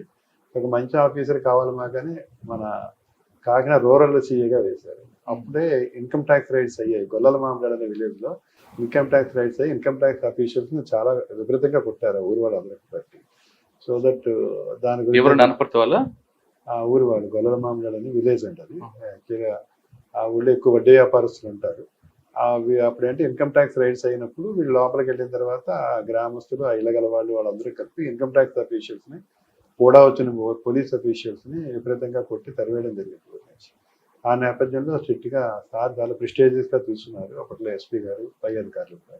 అప్పుడు అరెస్టులు అది మొదలుపెట్టారు. మొదలుపెట్టి మంచి ఆఫీసర్ ఉండాలి అని చెప్పి అక్కడ మళ్ళీ ఈ కేసు నేపథ్యంలోనూ అది 7 పోలీస్ స్టేషన్లు అంటే ఇప్పుడు యాక్చువల్గా కాకినాడ రూరల్ అనేది ఇప్పుడు సర్పవరం దాదాపు పావంతు కాకినాడ వస్తుంది. సర్పవరం 6 పోలీస్ స్టేషన్లు కలిపి అది 7 పోలీస్ స్టేషన్లు. అది ఆ నేపథ్యంలో అక్కడ వేయడం జరిగింది. అరెస్ట్ అన్ని పూర్తి చేయడం జరిగింది. తర్వాత అక్కడ మరి రిటర్న్ రావలేదండి వాళ్ళతో? వచ్చిందండి. మనం వెళ్తుంటే కూడా తిరగబడినా మనం ఫోర్స్ ఉపయోగించి మనం వాళ్ళందరినీ అరెస్ట్ చేయడం జరిగింది. తర్వాత వాళ్ళని లోపల పెట్టడం కూడా జరిగింది. రిమాండ్లో కూడా చాలా కాలం ఉన్నారు. అచ్చా. అంటే అఫీషియల్స్ ని బాగా అసైల్ చేసిన తర్వాత వాళ్ళు కూడా పెద్ద పెద్ద కేసుల్లో దాంట్లో పెట్టి ఇచ్చేయడం జరిగింది. తర్వాత ఇంకా అక్కడే ఒక 1 and 2 years ఉన్నాం. తర్వాత పటమట వేశారు, విజయవాడ సిటీ వేశారు. సరే, కాకినాడలో రౌడీజం కనిపించలేదు మీకున్న ఏరియాలో? ఆల్రెడీ కాకినాడలో కూడా మనం భానుగుడి సెంటర్ అంటే కాకినాడలో ఏంటంటే రౌడీజం తక్కువే, కానీ ఈ అంటే ఇక్కడ ఇంజనీరింగ్ స్టూడెంట్స్ అమ్మాయిలు వేధించడం ఒక సర్వసాధారణం. భానుగుడి సెంటర్ కానీ, ఇంజనీరింగ్ కాలేజ్ కానీ, మెడికల్ కాలేజ్ కానీ, లేదంటే వెస్టర్న్ కో వంతెన యువతల వంతెన అవతల లేదండి. ఇప్పుడు మా ఎస్పీ గారు ఉండేవారు, బి శ్రీనివాసులు గారు, మీరు వినే ఉంటారు. తెలుసు. సార్ చాలా స్ట్రిక్ట్. అసలు మీకు ఈస్ట్ గోదావరి చరిత్రలో కోడి పందెం వెయ్యని సంక్రాంతి జరిగిందంటే ఆయన టైంలోనే జరిగింది. ఒకటి అది అంటే కోడి పందారు కాదు కానీ సినిమా హాల్ సెంటర్స్ అవన్నీ కూడా రూప్ మాపారండి. ఇప్పుడు రవికాంత్ అని ఇంకో ఇన్స్పెక్టర్ గారు ఉండేవారు టౌన్ సిఏ, ఆయన నేను కలిపి ఇద్దరం కలిపి బాగా టీజింగ్ కాదు కదా, నుంచోవడం కూడా లేకుండా చేసి అంత స్ట్రిక్ట్ గా లేకపోతే ఇక్కడ ఎస్పీ గారు ఊరుకోరు. ఎందుకంటే చూసిన వాళ్ళని ఎక్కువ భానుగుడి సెంటర్ లేదంటే మసీద్ సెంటర్, సినిమా హాల్ సెంటర్ అప్పుడు అసలు ఆ క్వశ్చనే ఉండేది కాదనమాట. ఇంకా అలా చేశారు. సార్కి మంచి పేరు వచ్చింది, ఎస్పీ గారికి పబ్లిక్ గా కూడా చాలా మంచి పేరు వచ్చింది. అది కాకుండా అంటే పర్టికులర్ గా ఇంజనీరింగ్ కాలేజ్ కి చుట్టుపక్కల అందరూ వస్తారు, వాళ్ళు లోకల్ అమ్మాయిలను ఎక్కువగా వేధించేవారు. దాంతో లోకల్ వాళ్ళకి ఇంజనీరింగ్ వాళ్ళకి ఎక్కువగా స్ట్రీట్ ఫైట్స్ జరుగుతుంటాయి. అది అవన్నీ కూడా రూపుమాపం, ఎటువంటి గొడవలు లేకుండా ఎక్కడైనా అసలు గొడవ గుమ్ము కొడితే కొట్టి మళ్ళీ పంపించేస్తూ ఉంటారు, చలాజర్ చేస్తూ ఉండేవారు ఆయన టైంలో. తర్వాత మళ్ళీ యాక్చువల్గా రూరల్ సిఐగా పటమట సిఐగా వెళ్ళాం. పటమట సిఐలో మాత్రం అక్కడ కూడా సార్ ఇప్పుడు డీజీ సార్ ఇప్పుడు సిపి గారు అన్నమాట, సార్ దగ్గర కూడా పనిచేసాం. అక్కడుంటే మెమరబుల్ కేసులు ఎలక్షన్స్ రేపు అనగా 2 వర్గాల మధ్యన గొడవలు వచ్చాయి అక్కడ. అయితే కంటెస్టెంట్ క్యాండిడేట్స్ దట్టు అంటే ఇద్దరి మధ్యన కూడా గొడవ వస్తే మాచవరం ఏరియాలో అది వెల్ కంట్రోల్ అండి. అది ఇప్పుడు వల్లభనేని వంశీ గారు అండ్ ఇంకొక ఆయన, అలాగే అవతల దేవినేని నెహ్రూ గారు ఇద్దరు గొడవ పడుతుంటే మధ్యలో వెళ్ళాము. నేను ఫస్ట్ వెళ్ళాను, ఆపి సార్ ఇన్స్ట్రక్షన్ మేరకు చాలా బాగా చేసాం. అంటే తెల్లారితే ఎలక్షన్ అనమాట అండి, మొత్తం కంట్రోల్ చేయడం మనం నేను మర్చిపోలేను కదా. ఆ రోజు రాత్రి సార్ ఇన్స్ట్రక్షన్స్, మన డీజీ సార్ అప్పుడు సిపి గారు ఇన్స్ట్రక్షన్స్ మేరకు చాలా వెరీ వెల్ కంట్రోల్ అనమాట. అది చేయకపోతే చాలా గొడవ అయ్యేది. సార్, ఎలక్షన్ లో టైంలో ఇటువంటి ఇష్యూ జరిగినప్పుడు చిన్న ఇష్యూలోనే వెంటనే షార్ట్ అవుట్ చేస్తే ప్రాబ్లం సాల్వ్ అవుతుందా, లేదంటే కొంచెం చూసుకున్న తర్వాత బ్లో అప్ చేస్తారు? లేదండి, ఎటువంటి అవకాశం ఇచ్చినా అది మనం కంట్రోల్ చేయలేని పరిస్థితికి వెళ్ళిపోతుంది. సార్ అవేళ సిపి సార్ ఇప్పుడు అంటే మన రాజేంద్ర రెడ్డి గారు అప్పుడు సిపిఎన్ సార్ వెంటనే క్షణక్షణానికి రెస్ట్రిక్షన్స్ ఇచ్చి అక్కడతో ఆపేశారు. కాబట్టి ఇదే తప్ప పెద్ద విజయవాడ అంతా అది కూడా చాలా పెద్ద గొడవ అయ్యేది. ఇక్కడ నుండి నెక్స్ట్ ప్రమోషన్ అక్కడి నుంచి మళ్ళీ కాకినాడ రూరల్ వేస్తారు. మళ్ళీ ఇక్కడ వాళ్ళు కావాలంతా మళ్ళీ ఇక్కడికి వేస్తారు. సరే, ఇక్కడ అయిన తర్వాత కాకినాడ రూరల్ సిఏగా అయిన తర్వాత రాజమండ్రి టౌన్ సిఏ వేశారు. రాజమండ్రి లాస్ట్ టౌన్ సిఏ అనమాట. దాని తర్వాత రాజమండ్రి విడిపోయి వేరేగా వచ్చి కమిషనరేట్ అయింది. రెండోది ఉన్నప్పుడు రాజమండ్రికి ఇన్స్పెక్టర్ రాజమండ్రి తేడా ఉంది, చాలా తేడా, చాలా ప్యాటర్న్ మారింది. అంటే కొత్తగా ఈ కొంచెం ఈ గంజాయి బ్లేడ్ బ్యాచ్ ఇట్లాంటి రావడం, కొంచెం హడావుడి చేయడం సాగింది. అయితే వాళ్ళందరూ కూడా స్ట్రిక్ట్ యాక్షన్ తీసుకుని మళ్ళీ జైల్స్ కి అది పంపించేసాం వాళ్ళందరినీ కూడా. ఎందుకంటే Rajahmundry Gopavaram bus stand, Kottapalli centre ఆ ప్రాంతం ఎక్కువగా ఈ బ్యాచ్ కూర్చుంటారు. అంటే భయం లేక రాజమండ్రి అనేది మీకు ఏమవుతుందంటే ఒక 2-3 జిల్లాలకి సెంటర్ పాయింట్ అయిపోయింది. అది అక్కడే సెంట్రల్ జైలు ఉన్నాం, అక్కడే హైవే ఉన్నాం, అక్కడే రైల్వే హైవే ఉన్నాం. అన్ని కూడా విసులుబాటుకి ఎక్కడ లేని వాళ్ళు వచ్చి అక్కడ సెటిల్ అయితే ఎస్కేప్ అవడానికి ఒకటి, 2-10 రూపాయలు సంపాదించడానికి కూడా అనువైన సేఫ్టీ అంటే అది ఇప్పుడు ఏదో పని ఉంటూ ఉంటుంది మనం చేస్తే మాత్రం. అలా చేరిన వాళ్ళు ఇలా కొంచెం బ్యాడ్ హ్యాబిట్స్ టర్న్ అయ్యి మళ్ళీ ఇలా జరగడం అవుతూ ఉంటుంది. అదొకటి బాగా చైతన్యమైన, నా దృష్టిలో అది బాగా చైతన్యం ఉన్న నగరం అండి. అది బాగా చైతన్యం ఎక్కువ.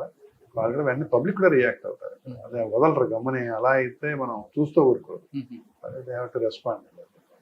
అక్కడ వ్యభిచారం కూడా ఎక్కువ ఉంటుంది కదా, గోదావరి బస్ రైల్వే స్టేషన్ ఆ ప్రాంతం. అదంతా కూడా అప్పట్లో ఇప్పుడు పోయిందండి, ఇప్పుడు దాదాపు ఇప్పుడు ఏం లేదు. కానీ మేము యాక్చువల్గా నేను ట్రైనింగ్ కూడా 1 టౌన్ వేస్తానండి, 1 టౌన్ ట్రైనింగ్ 1 టౌన్ వేస్తానే. మీరు పనిచేసిన తూర్పు గోదావరి పెద్దాపురం కూడా వచ్చేది కదా?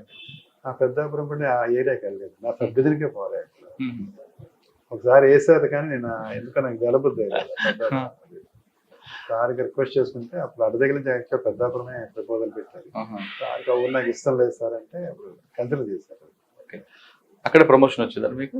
అక్కడే ప్రమోషన్ వచ్చింది. యాక్చువల్ రాజమండ్రి టౌన్ సిఐ నుంచి మళ్ళీ ఎస్బీ ఇన్స్పెక్టర్గా చేశాను. ఎస్బీ ఇన్స్పెక్టర్గా ఉన్నప్పుడు మన సిపి సారు అక్కడ ఎస్పీ అండి త్రివిక్రమ్ సార్ కూడా ఆ టైంలో కూడా చాలా ఏదైతే అప్పుడు కాకినాడ గ్రోయింగ్ అవుతుంది, ఏదైతే సివిల్ లావాదేవీలు ఎక్కువ వచ్చేదండి, ఇలాగే సివిల్ ఇష్యూస్ వచ్చేవి, సార్ చాలా స్ట్రిక్ట్ గా యాక్షన్ తీసుకునేవారు. అంటే ఎవరికి అంటే సివిల్ మ్యాటర్ అని చెప్పి వదిలేయకుండా ఆ సివిల్ మ్యాటర్ నుంచి ఏదో క్రిమినాలిటీ ఎలా వస్తుంది, అసలు వాడు ఏదైనా ఫేక్ ఆర్డర్ పట్టుకుని ఏదో తీసుకుని కోర్టుకి వెళ్ళిపోయి సివిల్ కోర్టుకి వెళ్ళి చేసిన వాడికి ఏదైతే న్యాయం ఉందో, ఎవరికైతే న్యాయం ఉందో వాళ్ళకి పోలీసులు రక్షణ ఇచ్చేవారు. వాళ్ళకి సార్ ఇమ్మని చెప్పేవారు, ఏదైతే న్యాయం ఉందో ఎవరి వైపు అయితే న్యాయం ఉందో. ఏదో కాగితం పట్టుకుని నాకు ఏదో హక్కు ఉందని చెప్పి సివిల్ కోర్టుకి వెళ్ళాలని చెప్పి పోలీసులు భయపెట్టడం జరిగేది. అలాంటి వాడిని క్షమించేవారు కాదు సార్. కానీ సివిల్ మ్యాటర్లో ఎంటర్ఫేర్ కావద్దంటే కోర్టు ఉంటుంది కదా, ఇటువంటి ఇష్యూలో మరి షార్ట్ అవుట్ సివిల్ మ్యాటర్ అంటే ప్యూర్లీ సివిల్ మ్యాటర్లో ఎంటర్ కావద్దు, కానీ కొన్ని మ్యాటర్స్ ఏమవుతుందంటే ఇప్పుడు మన విశాఖపట్నమే చూసుకోండి. విశాఖపట్నంలో ఇప్పుడు ప్రస్తుతం జరుగుతుంది ఏంటంటే, ఈ రోజున మీరు 2-3 ట్రాన్సాక్షన్ చూస్తే ఆల్రెడీ మీరు ఒక భూమిని కొనుక్కుంటారు. కొనుక్కున్న తర్వాత ఆ భూమికి సంబంధించి రెవెన్యూలో ఏదో నాకు మారలేదని చెప్పి, ఏదో 50 ఏళ్ల క్రితం 100 ఏళ్ల క్రితం రెవెన్యూ రికార్డులు మారలేదని చెప్పి అది తీసుకుని నాకు హక్కు ఉంది అని చెప్పి ఆయన ఏదో సివిల్ కోర్టుకి వెళ్ళి వేసుకుంటారు. సివిల్ కోర్టు ఏం ఆర్డర్ ఇవ్వదు వీళ్ళకి, జస్ట్ అప్లికేషన్ బిఫోర్ కోర్ట్ అనేది చేస్తారు వాళ్ళు, క్యావిట్ ఫైల్ దాన్ని బట్టి ధర్మలాన్ని సివిల్ కోర్టు మనం ఉండిపోతే కనుక నిజమైన హక్కుదారుడికి మనం అన్యాయం చేసినట్టు ఉంటుంది అనేది మా భావన. సార్ మీరు ఉద్దేశం చాలా మంచిదండి. అందరూ మన సివిల్ మ్యాటర్ అంటే వాడు కోర్టు వెళ్ళడానికి టైం అవుతుందని థర్డ్ పార్టీకి వెళ్తుంటాడు. కొన్ని కేసుల్లో 447 లాంటి కేసు తీసుకుంటే ట్రెస్ పాస్ లో ఒక ఇల్లు మీ దగ్గర ఒక కేసు వచ్చింది అనుకోండి, తన ఇల్లు ఖాళీ చేయట్లేదు, ఇల్లు ఖాళీ చేయకుండా కిరాయి ఉన్నాడు, బెదిరిస్తుంటాడు, ఇంకోటి చేస్తుంటాడు, మీ దగ్గరకు వస్తే సివిల్ మ్యాటర్ పంపిస్తారా లేదా అని పిలిపించి బెదిరించి యాక్షన్ తీసుకుంటారా? అంటే యాక్చువల్గా అయితే ఇద్దరికి కోర్టులో నలిగి కోర్టులో ఆర్డర్స్ ఉంటే మాత్రం ఇంటర్ఫియర్ కావాలండి. ఇంజన్ ఆర్డర్స్ కానీ లేకపోతే కోర్టు వారు స్పెసిఫిక్ ఆర్డర్ ఇస్తే కనుక, లేకపోతే కనుక అసలు ఎవరిది రైట్ ఎవరిది కరెక్ట్ కాదనేది మేము కూడా పరిశీలించి ఆల్రెడీ వీడు లీగల్ గా ఎంటర్ అయ్యాడండి. లీగల్ గా ఎంటర్ అయిన తర్వాత ఖాళీ చేయట్లేదు, ఓనర్ మీ దగ్గరకు వస్తారు, ఖాళీ చేయట్లేదు సార్ నాకు ఇబ్బంది ఉందని, వాడిని పిలిపిస్తే సివిల్ మ్యాటర్ అని వాడు చెప్తాడు, వాడి తరపున అడ్వకేట్. ఆ సమస్యను మీరు ఇలా పరిష్కరిస్తారు? అలాంటి సమస్య ఉంటే కనుక మేము సివిల్ కోర్టుకి వెళ్ళమని చెప్పాలి, ఇంకా తప్పదు. ఎందుకంటే ఆల్రెడీ పొజిషనే చూస్తా ఉంది ఎక్కువ. దాని తర్వాత టైటిల్ ఒకవేళ ఆయనకు ఉన్నప్పటికీ కూడా ఆ అగ్రిమెంట్ ఏదైతే ఉందో, లీజ్ అగ్రిమెంట్ ఏదైతే ఉందో అది అయిపోతే కనుక వాడు ఖాళీ చేయించడానికి అర్హుడు అవుతాడు. అంటే రైట్ ఆఫ్ ప్రాపర్టీ ఉంటుంది ప్రతి వాళ్ళకి కూడా. నా ఆస్తిలోకి నేను ఎంటర్ కావచ్చు, అది ట్రెస్పాస్ కాదు. అది యాక్చువల్గా వాళ్ళు ఎవరైతే టెనెంట్ ఉన్నాడో వాడు ఇస్తాడు, మా దాంట్లోకి వచ్చేట్టు ట్రెస్పాస్ అయ్యాడు నా పొజిషన్లో ఉన్న ప్రాపర్టీలోకి అని చెప్పి, అది ట్రెస్పాస్ కాదు. ఆయన ప్రాపర్టీ అనేది రైట్ ఆఫ్ ప్రాపర్టీ ఆయనకు ఉంటుంది ఎప్పుడు కూడా. ఇలాంటి కేసుల్లో ఏంటంటే సాధారణంగా మేము సూచించేది ఏంటంటే డిఎల్ఎస్సీ అని ఉంది, డిస్ట్రిక్ట్ లీగల్ సర్వీస్ అథారిటీ కూడా ఉంది, అక్కడికి వెళ్ళి గ్రీవెన్స్ రేస్ చేయమని చెప్పి చెప్తాం. వాళ్ళు కూడా డైరెక్షన్స్ ఇస్తారు, రెండు పార్టీలను పిలిపించి మాకు కూడా క్లారిటీ ఉంటుంది.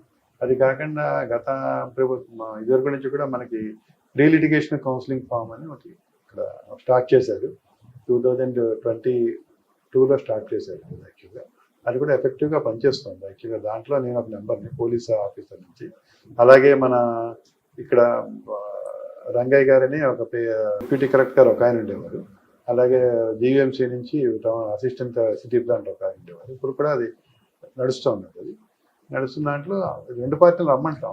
ఇదంతా కాకుండా డైరెక్ట్ పోలీస్ ఇన్వాల్వ్ అయ్యి ఆయన మీద కేసు పెట్టి అరెస్ట్ చేస్తే అవ్వదు అంటారు? అంటే పొజిషన్ ఖాళీ చేయించడం మీ డ్యూటీ కాదు. ఇప్పుడు ఆయన ట్రెస్పాస్ అయ్యాడు, ఫస్ట్ లీగల్ గా ఎంటర్ అయ్యాడు, అగ్రిమెంట్ అయిపోయింది, అంటే ఇల్లీగల్ గా ఉన్నట్లు ఒకటి 420 చీటింగ్ చేసినట్టు వస్తుంది. నెక్స్ట్ వాడు బెదిరిస్తున్నాడు కాబట్టి ఎక్స్ట్రాషన్ పెట్టి ఆ టెనెంట్ మీద కేసు పెడితే భయం అని ఉంటుంది కదా. భయం అంటే పొజిషన్ అలాంటి సందర్భాలు అంటే టెనెన్సీ యాక్ట్ అమల్లోకి వస్తుంది, అక్కడ మళ్ళీ సివిల్ యాక్ట్ మళ్ళీ ఫోర్స్లోకి వస్తుంది. ఏదైతే ఉందో ఈయన ఎవరైతే ఓనర్ ఉన్నాడో ఇలా నాకు ఆల్రెడీ అయిపోయింది కాబట్టి మీరు ఖాళీ చేయించడానికి తీసుకోమని టెనాన్సీ ట్రిబ్యునల్లో వేసుకోవచ్చు. పూర్వంలాగా టెనాన్సీ ట్రిబ్యునల్లో కూడా ఎక్కువ కాలం పట్టించట్లేదు. పూర్వం ఎప్పుడో అయిపోయిన వాటిలో మనం కాకుండా ఇంచుమించుగా 2 yearsలో గమ్మం తేల్చాలి అని చెప్పి వాళ్ళు కూడా నిర్ణయిస్తున్నారు. అలాగే మన న్యాయమూర్తులు కూడా వాళ్ళు కూడా అంటే కోర్టుకి వెళ్తే టైం పడుతుంది, మీ దగ్గర సివిల్ మ్యాటర్ థర్డ్ పార్టీకి ఎంటర్ అవుతాడు కదా. అంటే ఇది ఇంత పూర్వం నోషన్ అండి. ఇప్పుడు టెనాన్సీ ట్రిబ్యునల్ లో కూడా వితిన్ 2 yearsలో వాళ్ళు తీర్పిస్తున్నారు. కరెక్ట్, 2 years కానీ 2 months కూడా వాళ్ళకి వితిన్ 2 yearsలో ఇస్తున్నారండి. పూర్వం అనేది మీరనేది ఎప్పుడు చాలా ఏళ్ళు పడుతున్నాను అంటున్నారు. టెనాన్సీ ట్రిబ్యునల్ లో కూడా కొన్ని మేము చూసాం, చాలా క్విక్ గా డిస్పోజల్స్ ఇస్తున్నారు. కాబట్టి వీళ్ళకి వెళ్తే తప్పనిసరిగా న్యాయం అంటే వాడిని డిస్పోజిషన్ చేయాలి అంటే కనుక రెంటల్ యాక్ట్ అన్న విషయం కూడా చాలా మంది తెలియదు కదా. లేదండి, అదే సార్, అది యాక్చువల్ గా మనం అది ఎన్లైట్ చేస్తున్నాం ఇక్కడికి వస్తే కనుక. అది మన లీగల్ అడ్వైజర్ గారు కూడా ఉన్నారు, రామకృష్ణ గారు, ఆయన వీళ్ళ ద్వారా కూడా మనం ఎన్లైట్ చేస్తున్నాం. వాళ్ళు చేయాల్సిన పని ఏంటనేది కనీసం మనం సలహా ఇస్తున్నాం. అదొక కోర్టు ఉంది, దానికి ఒక పని ఉంది అనే విషయం ఎవరు సాధారణంగా చాలా మంది తెలియదు కదా. అది తెలియదు, యాక్చువల్గా మనం ఎన్లైట్ చేస్తున్నాం. అలాగే ఇప్పుడు డిఎల్ఎస్ఏ దగ్గర కూడా అందుకే పంపిస్తున్నాం. లీగల్ గా వాట్ హ్యాస్ టు డూ అన్నది అక్కడ ఎక్స్ప్లెయిన్ చేస్తారు. వాళ్ళు కూడా రెండో పార్టీని కూడా పిలిపించే అధికారం ఆ డిఎల్ఎస్ఏ ఆధార్ తీసుకుంటుంది. తర్వాత ఎక్కడికి వచ్చారు సార్? యాక్చువల్గా విజయవాడది అయిపోయిన తర్వాత మళ్ళీ తిరిగి కాకినాడ రూరల్ తర్వాత మళ్ళీ ఎస్బీ చేసామండి. ఎస్బీ చేసిన తర్వాత మళ్ళీ ప్రమోషన్ వచ్చింది. ప్రమోషన్ వచ్చిన తర్వాత అప్పుడు ఏకే ఖాన్ గారు డీజీ ఏసీబీ అండి, నా దగ్గర పనిచేసాం అంతకు ముందర. సుమారు 14 మందిని ఆయన తీసుకుని నన్ను అక్కడనే మళ్ళీ ఏసీబీలో అర్బన్ అని చెప్పి అట్టే పెట్టారు. యాక్చువల్గా నాకు ఒంగోలు పోస్టింగ్ ఇచ్చారు, ప్రకాశం డిస్ట్రిక్ట్కి పోస్టింగ్ ఇచ్చారు. ఒంగోలులో జాయిన్ అయ్యారు. ఒంగోలులో ట్రాప్స్ అవి బాగా చేసాం. అలాగే నెల్లూరు కూడా ఎఫ్ఏసి ఇచ్చారు. అదే టైంలో ఒంగోలు ఏసీబీ డిఎస్పీగా ఇచ్చారు. ఒంగోలు అంటే ప్రకాశం జిల్లాకి ఏసీబీ. ఏముంటాయి సార్? డిఏ కేసులు ఉంటాయి అక్కడ? డిఏ కేసులు ఉంటాయి, అలాగే ట్రాప్స్ కూడా ఉంటాయండి. ఒంగోలు పొటెన్షియల్ ఊరండి, యాక్చువల్గా మనం కాదనుకుంటాం కానీ ఒంగోలు రిచ్ అనమాట. అంటే గ్రానైట్ వల్ల దానివల్ల అది రిచ్ లేదు. అంటే ఒంగోలు రౌడిజం కనిపిస్తుంది కదా, గ్రానైట్ కనిపిస్తుంది. గ్రానైట్ కనిపిస్తుంది, రౌడిజం కాదు. కానీ మామూలుగా ఆఫీసర్స్ వాళ్ళు కూడా బాగానే పనిచేస్తారు అక్కడ. కాకపోతే లంచాలు తీసుకోవడం అనేది ఎక్కడైనా మామూలే కాబట్టి అక్కడ మనం ట్రాప్స్ అవి కూడా. ఏం గుర్తున్నాయండి కేసులు అక్కడ? ఆ ట్రాప్స్ బాగా చేసాం, అక్కడ చేసాం, నెల్లూరు చేసాం. ఒంగోలు, నెల్లూరు, ఎస్బీ, ఏసీబీ, ఒంగోలు, నెల్లూరు కలిపి చేశాను. అంటే నెల్లూరు కూడా ఎఫ్ఏసీ కింద ఇచ్చారు, ఫుల్ అడిషనల్ ఛార్జ్ కింద చాలా బాగా చేశారు. మొత్తం 3 years చేశాను. తర్వాత గుంటూరు సౌత్ డిఎస్పీగా వేశారు, లాండ్ అది అక్కడ కూడా ఒక 1 year 8 months చేసాం. అక్కడ కూడా ఎక్కువ బందోబస్తులు, అప్పుడే కొత్తగా క్యాపిటల్ ఏర్పడడం, ఆ ఊరు హడావిడిగా మంచి ఆఫీసర్ కావాలని వాళ్ళు తీసుకుని వేసుకున్నారు. వాళ్ళు వేసుకున్న తర్వాత అది అయిన తర్వాత విజయవాడ ఎస్బీ చేశారు మొన్న ఎలక్షన్స్లో.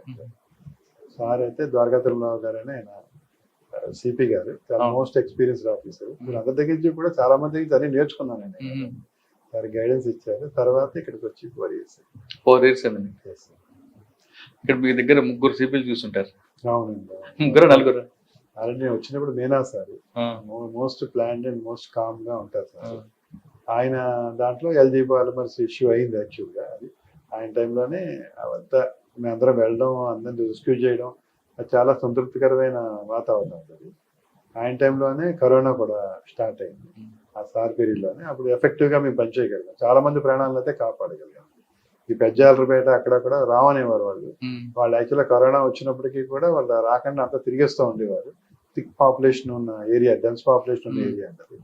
అక్కడికి వెళ్ళి అందరినీ కూడా మనం హాస్పిటల్కి టర్న్అప్ చేయడం, మనం కూడా భయపడకుండా, నేను మా సిబ్బంది అందరూ కూడా అలాగే అది అమలు చేయడం, మనం రిస్ట్రిక్షన్స్ అన్ని అమలు చేయడం జరిగేది.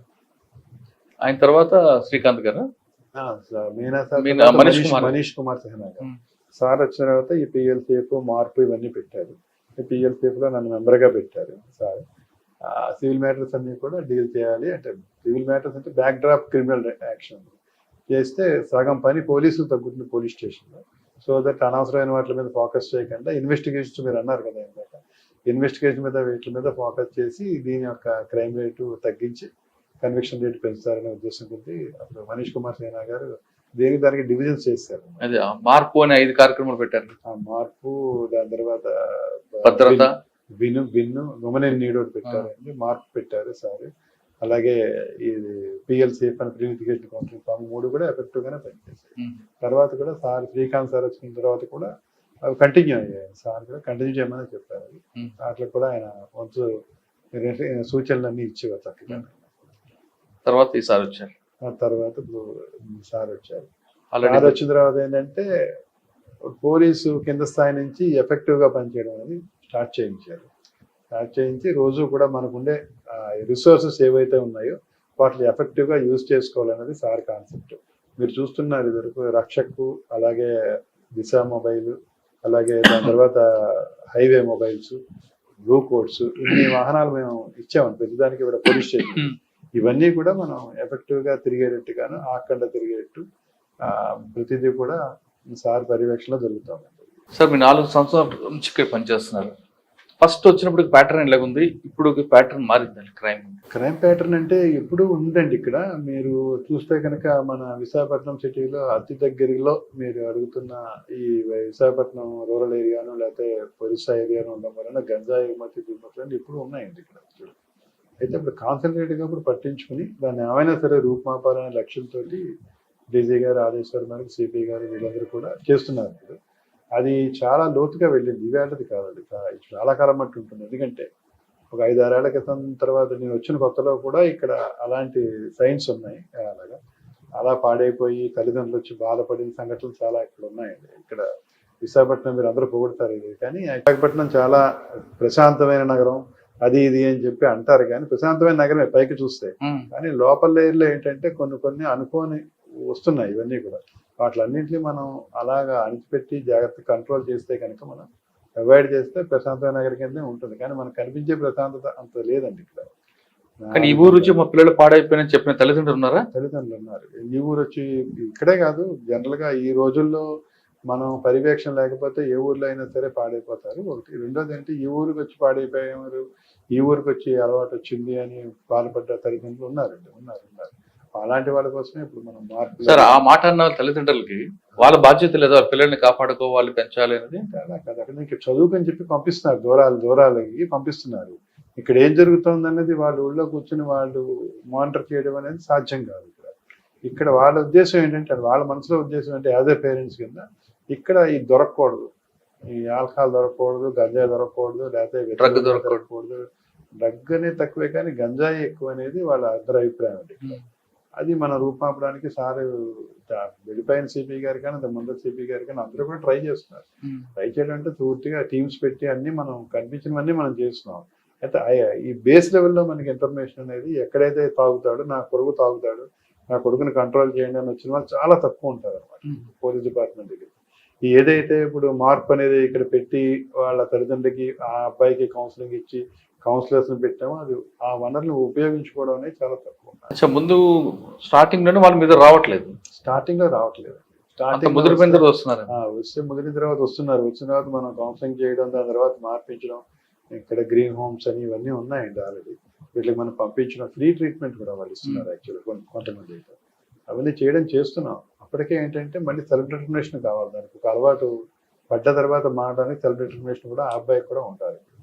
ఆ దిశగా పంపిస్తున్నాం, కానీ కొంతమందికి కొత్త రుచులు అవుతున్నాం. ఇది పూర్తిగా మారే అవకాశం ఉందంటారండి?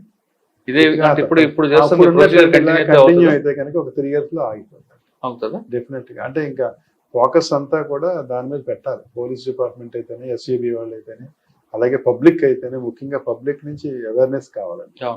ప్రతి చోట కూడా ఇక్కడ గంజా ఏందని ధైర్యంగా చెప్పగలిగే వాడు రావాలి. సార్, మీ ద్వారకా సర్కిల్లో రౌడీ షీటర్స్ ఎంతమంది ఉంటారు, వాళ్ళకి కౌన్సిలింగ్ ఎలా ఉంటుంది? ద్వారకా సబ్ డివిజన్ లో ఒక 3 పోలీస్ స్టేషన్లు వస్తాయండి. MVP, ద్వారకా, హరిలవ. ఇక్కడ 89 రౌడీ షీటర్స్ ఉన్నారు. 89 రౌడీ. అందులో హేమంత్ కూడా రౌడీ షీటర్. హేమంత్ అని ఆయన అక్కడికి వస్తాడు. అతను పిఎం పార్లమెంట్ నార్త్ వస్తాడు. అతను నాకు మాత్రం 89 రౌడీ షీటర్స్ ఉన్నారు. ఇంక్లూడింగ్ అంటే ఇప్పుడు పోస్ట్ యాక్ట్ లేని వాళ్ళని కూడా రౌడీ షీట్ ఓపెన్ చేయమంటున్నారు. ఇప్పుడు మా పోలీస్ మాన్యువల్ ప్రకారం ఏంటంటే రౌడీ షీట్ అనేది కేవలం రౌడీగా మనం బిహేవ్ చేసిన వాడికి కాకుండా, ఇలాగా చిన్నపిల్లల్ని ఏడిపించిన వాడికి, చిన్నపిల్లలతో పాటు తిరిగిన వాడికి ఇలాగా ఒక ఇది ఇచ్చారు. దాని గురించి ఇంతమంది యాక్చువల్గా యాక్టివ్ రౌడీస్ వస్తే మా దాంట్లో ఆల్టుగెదర్ 15 మంది దాకా ఉంటారండి. యాక్చువల్గా వాళ్ళని మేము కంట్రోల్లో పెట్టాము. ఇప్పుడు ఏదైనా యాక్టివిటీస్ లేవు. యాక్టివ్ ఎంతమంది ఉంటారు? యాక్టివ్ మొత్తం టోటల్ గా 15 మంది దాకా ఉంటారు. అంటే వాళ్ళు ఎలా కంట్రోల్ చేస్తుంటారండి? అంటే వాళ్ళ మీద రెగ్యులర్ గా విజిలెన్స్ ఉంటుందా? ఇలా జనరల్ గా కొంతమంది ఆఫీసర్లు ఉదయం లేచిన దగ్గర నుంచి సాయంత్రం వరకు పోలీస్ స్టేషన్ లో ఉండాలి, వాడి మూవ్మెంట్ తెలియాలి, లేదు రౌడీ షీటర్ ఉదయం లేచిన వెంటనే పోలీస్ కనబడాలి అనే ఒక స్టైల్లో వాళ్ళ జీవన స్థాయిలు మనం ఏమీ మార్చట్లేదు. వాళ్ళు ఏంటంటే వాళ్ళు బాగా బతుకుతాం, మేము చక్కగా చేసుకుంటాం అంటే మనం వాళ్ళ మీద నిఘా పెడతాం అంతే. అలా పెడితే వాడు మన ఎదురుకుండా బాగానే ఉన్నట్టుగా కనిపిస్తారు. అది కాదు, అక్కడ కావాలని నిఘా పెడతాం. ఇప్పుడు ఆయన ఎక్కడికి వెళ్ళాడు, ఇవాళ ఎలా చేశాడు అన్న దాని మీద మనం మనకు ఉండే టెక్నికల్ ఇదిగా కూడా మనం యూజ్ చేసుకుంటూ ఆ నిజంగా అతను పని చేసుకున్న బతుకుతో ఏ విధమైన గొడవ లేకుండా వెళ్తే వాచ్ తగ్గించి నెమ్మదిగా రౌడీ షీట్ కూడా తీస్తాం. అయితే అతను కొంతకాలం బాగానే ఉండి మళ్ళీ టర్న్ అవుతూ ఉంటారు.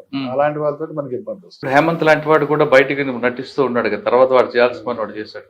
అదే ఇప్పుడు మీకు చెప్పేది యాక్చువల్గా అయితే నేను మారిపోయాను చేరిపోయాను అని చెప్పి మొత్తం అంతా చెప్తా ఇంట్లో కూడా వాడు మీకు తెలుసు ఫోన్ కాల్స్ కూడా అలాగే చేయించాడు అవి కూడా మారిపోయాడు అని వాళ్ళ ఇంట్లో వాళ్ళకే విడజా చేయిస్తున్నాడు అఫీషియల్స్ చేత.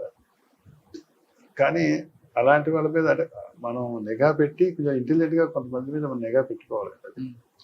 సార్ మీరు డిపార్ట్మెంట్కి వచ్చేసరికి అప్పుడున్న ప్యాటర్న్లో అప్పుడున్న కల్చర్లో ఒక జంక్షన్లో కానీ ఒక చౌరస్తాలో కానీ ఒక నలుగురు గుమ్ముగూడితే పోలీసు చూడగానే పారిపోవడం కానీ చెదరడం రోజులు చూశారు. ఇప్పుడు మీరు ఎంఈపీ లాంటి సెక్టర్ 7, 11 ఏ సెక్టర్లో చూసుకుని ఏ జంక్షన్లో చూసుకుని గుమ్ముగూడి ఉంటుంటారు.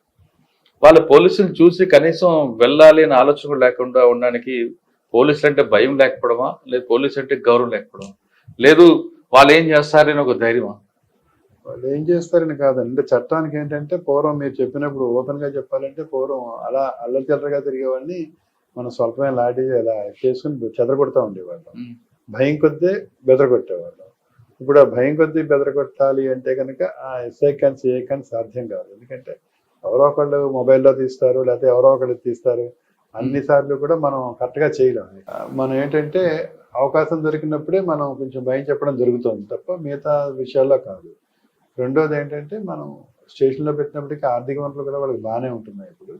సో దట్ వాళ్ళు కూడా అడ్వకేట్ పెట్టుకోవడం, లీగల్గా ప్రొసీడ్ అవ్వడం. అంటే మనం ఇల్లీగల్ పని చేస్తున్నాం అది తగ్గించుకోవాలనేది రావట్లేదు.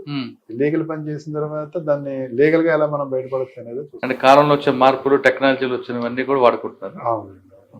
దీన్ని పులుస్తో పడాలంటే ఏం చేయాలి? దృష్టి పడాలంటే వాళ్ళలోనే చైతన్యం రావాలండి. ప్రజల్లో కూడా కొద్దిగా అవగాహన పూర్తిగా ఉంది కాబట్టి అలాంటి వాళ్ళు ఎవరు అల్లరి చేస్తున్నారు ఏంటనేది అక్కడ కనీసం ఆ లొకాలిటీ పెద్దలు వాళ్ళు పల్లెటూరులో అయితే గురి చెప్తూ ఉంటారు. ఇలాంటి చోట్ల సిటీలో అయితే నాకేంటి అన్నట్టుగా ఉంటారు. వాళ్ళలోనే కొంచెం చైతన్యం వచ్చి అలాంటి జరగకుండా చూసేందుకు 10 మంది నడుం కట్టి పోలీస్ సహకారం చేస్తే తప్పనిసరిగా వస్తుంది. సార్ ఫైనల్గా 2 క్వశ్చన్స్ అండి. ఒకటి, డిపార్ట్మెంట్లో వచ్చే వాళ్ళకి లేదా ఉన్న వాళ్ళకి మీరు ఒక మెసేజ్ ఏమంటే కేసులు కన్విక్షన్ రావాలంటే ఏం చేయాలి? డిపార్ట్మెంట్లో వచ్చిన వాళ్ళు ప్రజలకు దగ్గరగా ఉండాలంటే ఏం చేయాలి? కేసులు కన్విక్షన్ రావాలి అంటే కేసుల యొక్క ఇన్వెస్టిగేషన్ డెడికేటెడ్గా చేయాలి. మనకున్న సైంటిఫిక్ మెథడ్స్ అంటాం, దాన్ని సంపూర్ణంగా మనం ఉపయోగించుకోవాలి. అలాగే ఈ రోజుల్లో టెక్నాలజీ పెరిగింది కాబట్టి టెక్నాలజీ మీద అవగాహన పెంచుకుని దాని నుంచి మనం ఎలాగా క్లూస్ కానీ లేకపోతే సాక్ష్యాలు ఏదైతే ఎవిడెన్స్ ఉందో దాని నుంచి మనం సేకరించగలిగి మనం ఫుల్ ఫ్లెడ్జ్డ్గా ఇన్వెస్టిగేషన్ చేస్తే తప్పనిసరిగా వస్తుంది. ఇన్వెస్టిగేషన్ మీద ఏమాత్రం కాన్సన్ట్రేషన్ లేకుండా మామూలుగా కింద స్థాయి ఆఫీసులకి అదే 2-3 తన కింద వాళ్ళకి వదిలిపెడితే కనుక ఈ ఇన్వెస్టిగేషన్ బాగోదండి. అది యాక్చువల్గా ఒక మైండ్ పెట్టి చేయాలి. ఆ మైండ్ వేరే వాళ్ళు అసిస్టెన్స్ తీసుకుంటూ ఆయనే పనిచేస్తే తప్పనిసరిగా వస్తాయి. ఓకే, డిపార్ట్మెంట్లో వచ్చే వాళ్ళకి ఈ పరిస్థితులకు అనుగుణంగా వాళ్ళు వ్యవహరించాలి. ఒకటి ఏంటంటే వాళ్ళు కూడా టెక్నాలజీ దాన్ని సంపూర్ణంగా ఉపయోగించుకోవాలి. అలాగే లీగల్గా మనం ఏం చేయాలి, ఎంతవరకు చేయాలని చేస్తూ సామాజిక స్పృహ ఉండాలండి ప్రతి వాళ్ళలో కూడా. ఈ సామాజిక స్పృహ ఉంటే కనుక అవతల వాడిని ఎలా మార్చాలని ఆలోచించి మార్చాలి తప్ప ఈ రోజుల్లో మనం ఏదో భయం చెప్పి మార్చాలనేది సాధ్యం కావట్లేదు. సార్ ఫైనల్గా చెప్పండి, 4 సంవత్సరాల్లో మీకు ద్వారకా సబ్ డివిజన్లో మీకు బాగా నచ్చిన కేసు ఒకటి చెప్పండి. అంటే కన్విక్షన్ అయినా కానీ, లేదు మనసు పెట్టి చేశాను వాళ్ళకి న్యాయం చేశానని చెప్పిన కానీ, లేదు ఈ కేసులో వాళ్ళకి న్యాయం చేయలేకపోయినా బాధపడిన విషయం. ఇది ఈ మధ్య కాలంలోనే మన ఎంఈపీ పోలీస్ స్టేషన్లో రిపోర్ట్ అయిందండి. అతను రమేష్ అని కానిస్టేబుల్, అబౌట్ 42 years అలా ఉంటాయి అబ్బాయికి. ఆ అబ్బాయిని భారీ హత్య చేయించింది. అవును, రీసెంట్ గా జరిగింది అది. యాక్చువల్గా ఈ మధ్య కాలంలో అరెస్ట్ కూడా చేయడం జరిగింది. డ్రైవర్ తో ఇల్లీగల్ ఆవిడ యాక్చువల్గా పక్కటి నైబర్తో ఇది సిటీ ఏర్పరచుకున్న తర్వాత ఆ విషయం అతనికి తెలిసింది. అలా అతనికి కొంత బంగారు నగలు కూడా ఇవ్వడం జరిగింది. ఆ నేపథ్యంలో ఏంటంటే భర్తకి విషయం తెలిసిన తర్వాత ఆవిడ నీ వెళ్ళిపోమని చెప్పాడు. నీ అంతటా ఆడితో వెళ్ళిపోతా ఉంటున్నావు కదా, నువ్వు వెళ్ళిపోయి పిల్లల్ని ఇస్తే నేను వేరే పెళ్లి చేసుకుని వేరే జీవితం గడుపుతాను, నీకు అతనంటే ఇష్టం కదా అని కూడా అబ్బాయి చెప్పడం జరిగింది. ఆ నేపథ్యంలో ఏంటంటే ఇద్దరి మధ్యన కొద్ది తప్ప ఇద్దరికి తప్ప ఎవరికి తెలియదు, ఈ విషయాలన్నీ ఎవరికి తెలియదు. సో దట్ ఓ రోజు మాకు రిపోర్ట్ ఏంటంటే అతను పడుకున్నవాడు, రాత్రి బాగా మంతాయి పడుకున్నాడు, పొద్దున్న లేవలేదు అని అతని అన్నయ్యకిను అక్కడికి చెప్పి వాళ్ళు చూశాడు. అతను చనిపోయింది. పోలీస్ స్టేషన్కి రిపోర్ట్ ఇచ్చారు. అతను 1 town పనిచేస్తాడు, కంప్యూటర్ ఆపరేటర్గా చేస్తాడు ఆయన. సో దట్ మన ఎంబీపీసీ గారు నేను అందరూ కూడా సీన్కి వెళ్ళాం కానిస్టేబుల్ అవడంతో. అయితే అతను అనుమానాస్పదంగా కనిపించింది. ఆవిడైతే కొన్ని వీడియోలు అంతకు ముందుగా రిలీజ్ చేసింది అనమాట. యాక్చువల్గా అతను చాలా ప్రేమగా అతనికి భోజనం పెడుతున్నట్టు, అలాగే అతన్ని లాలిస్తున్నట్టు మంచం మీద పడుకోబెట్టినట్టు కొన్ని ఫోటోలు కూడా, కొన్ని వీడియోలు, చిన్న చిన్న వీడియోలు ఆవిడ రెండు చిన్న పాప చేత వీడియో తీయించి పెట్టి అంటే ఎంతో అన్యాయంగా రాత్రి ఉన్నాం ఇలా చనిపోయారని. అంతకు ముందు కూడా ఆవిడ ప్రీ ప్లాన్గా 2-3 సార్లు అలా పెట్టింది. భర్తే డిలీట్ చేసేట, ఎందుకు అందరికీ అలా పెడతాం మన మధ్య కూడా. ఆ నేపథ్యంలో ఏంటంటే మాకు అనుమానం వచ్చింది అనమాట అండి. రెండోది ఏంటంటే అక్కడ లెక్కర్ తాగేది, అదే లెక్కర్ బాటిల్ అక్కడే ఉందని చెప్పి మాకు చూపిస్తుంది. ఆ లెక్కర్లో ఏం లేదని మాకు తెలుసు యాక్చువల్గా. ఆ లెక్కరు ఏదో ఫారెన్ లెక్కర్, ఏదో మా అబ్బాయి ఏదో కొద్దిగా ఎంతో కొంచెం తక్కువ తాగేది. ఈ నేపథ్యంలో ఏంటి ఇద్దరికి కూడా అనుమానం వచ్చి మాకు ఆ అమ్మాయి పదే పదే చెప్పడం, ఈ వీడియోలు పంపడం, ఈ తద్వారా నాకు మా సిఐ గారికి అనుమానం వచ్చింది. డీసీపీ గారితో చెప్తాం సార్. డీసీపీ గారికి కూడా బాగా అనుమానం వచ్చి త్వరగా వెరిఫై చేయాలని చెప్పి కొన్ని లైనప్ కూడా చెప్పారు. చెప్పిన తర్వాత సబ్సిక్వెంట్గా ఏంటంటే మనం ఇంట్రాగేషన్ చేసి కొద్దిగా ఎవరైతే ఈ అమ్మాయితో సంబంధం పెట్టుకున్నాడని బయట చెప్పుకుంటున్నారో ఆ వ్యక్తిని తీసుకొచ్చి ఇంట్రాగేట్ చేయడం జరుగుతుంది. ఆ వ్యక్తి లోపలికి వెళ్ళేది వేరే చోట ఉన్నాడు, కాకపోతే వేరే చోట ఉన్నాడు. ఆ వ్యక్తి ఏమి లోపలికి వెళ్ళి హత్యల్లో పాత్ర ఏం లేదు అతను. యాక్చువల్గా అతను వేరేగా అక్కడే దగ్గరలో ఉన్నాడు, కానీ ఆన్లైన్లో రాత్రి అంతా కూడా ఉన్నాడు. ఉండేటప్పటికి ఈవిడ చాటింగ్, అతని చాటింగ్ కూడా చెరిపేసి ఉన్నాడు అన్నమాట సెల్ ఫోన్స్.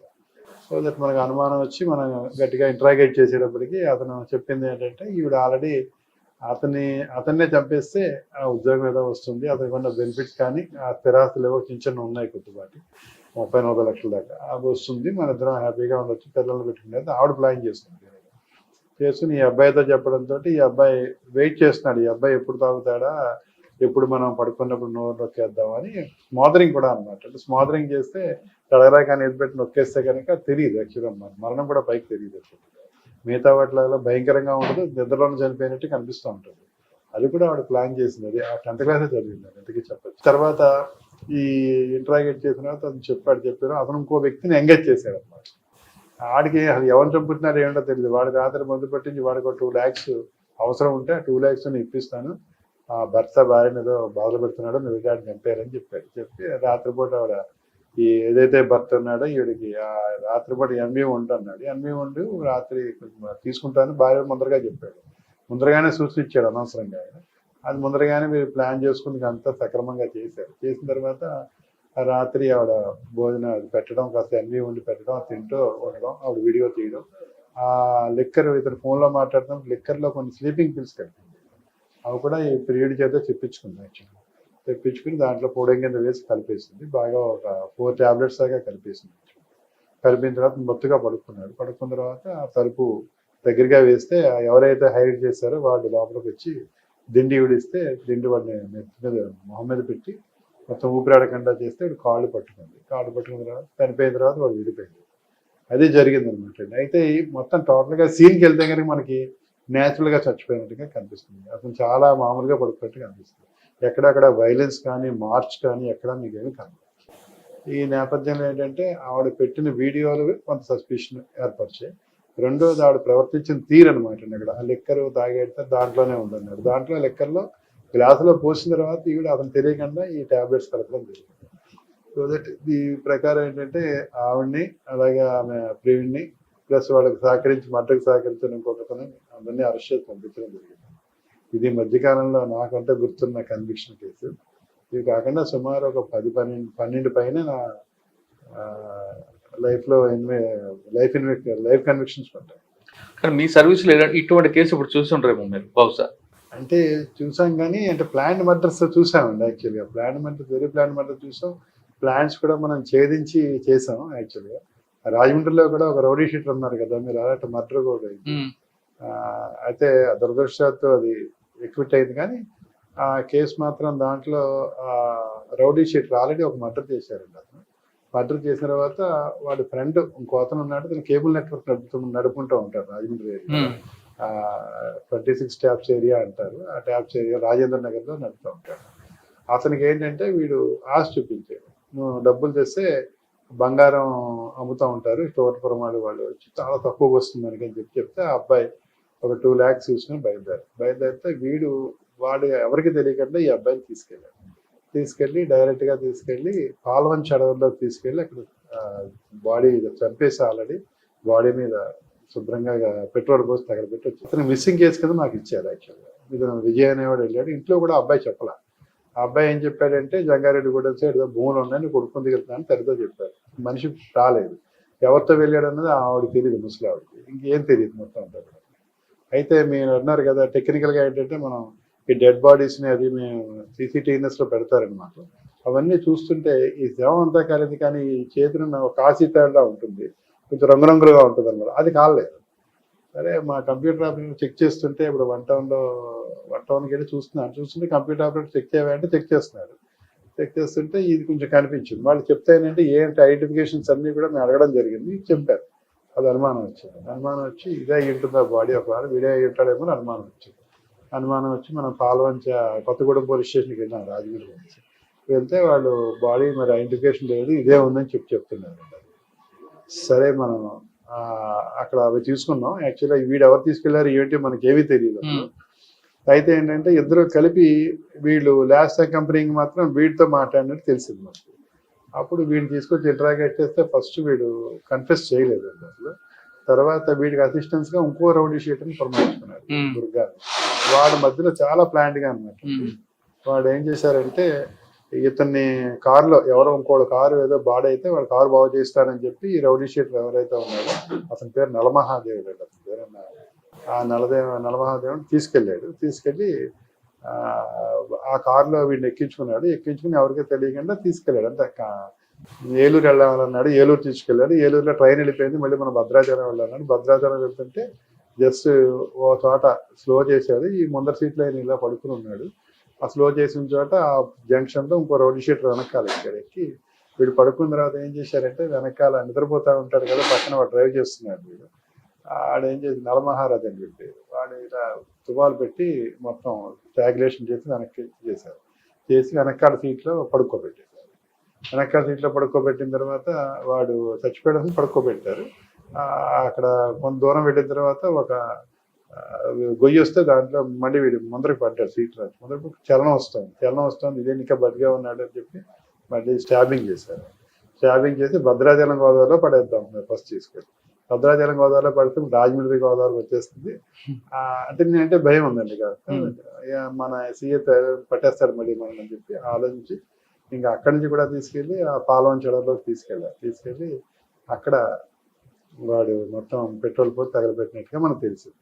ఆ కేసు ఇంట్రెస్టింగ్ కేసు. ఎందుకు ఏంటంటే దీంట్లో కన్ఫెస్ చేసిన ఈ నలమహారాజుని కొత్తగూడెం అడవుల్లో తీసుకెళ్ళాం, అరెస్ట్ చేసి చూపించారు కదా ప్లేస్ అని చెప్పి ఇన్వెస్టిగేషన్ లో పార్టీకి తీసుకెళ్తే అక్కడ వాడు చాలా యాక్షన్ చేశాడు అనమాట. పెద్దగా అరుస్తూ నేను నా ఫ్రెండ్ వీడు అనవసరంగా చంపేశాను నాన్న, నన్ను క్షమించగల అది ఇది అని పెద్ద గడ్డు పెట్టి ఏడుస్తుంటే మా ట్రైనింగ్ ఎస్ఐ గారు కూడా అక్కడే ఉన్నారు. ఇప్పుడు వాడు ఎందుకు ఏడ్చాడో తెలుసా అన్నాను. ఎందుకు ఏడ్చాడంటే మామూలుగా బాధపడుతున్నాడు సార్, వాడు ఫ్రెండ్ని చంపేశాడు కదా, పశ్చాత్తాపడుతున్నాడు సార్. పశ్చాత్తాపడడం కాదు, వాడికి అనుమానం వచ్చింది మన ఆయన అడవిలోకి తీసుకెళ్ళాను అని ఎన్కౌంటర్ చేస్తామని చెప్పి అందుకని చెప్పి గట్టిగా కేకలు పెడితే చుట్టుపక్కల వాళ్ళకి తెలుస్తుంది కదా వస్తారు కదా అని చెప్పి వాడు కేకలు పెట్టాడు.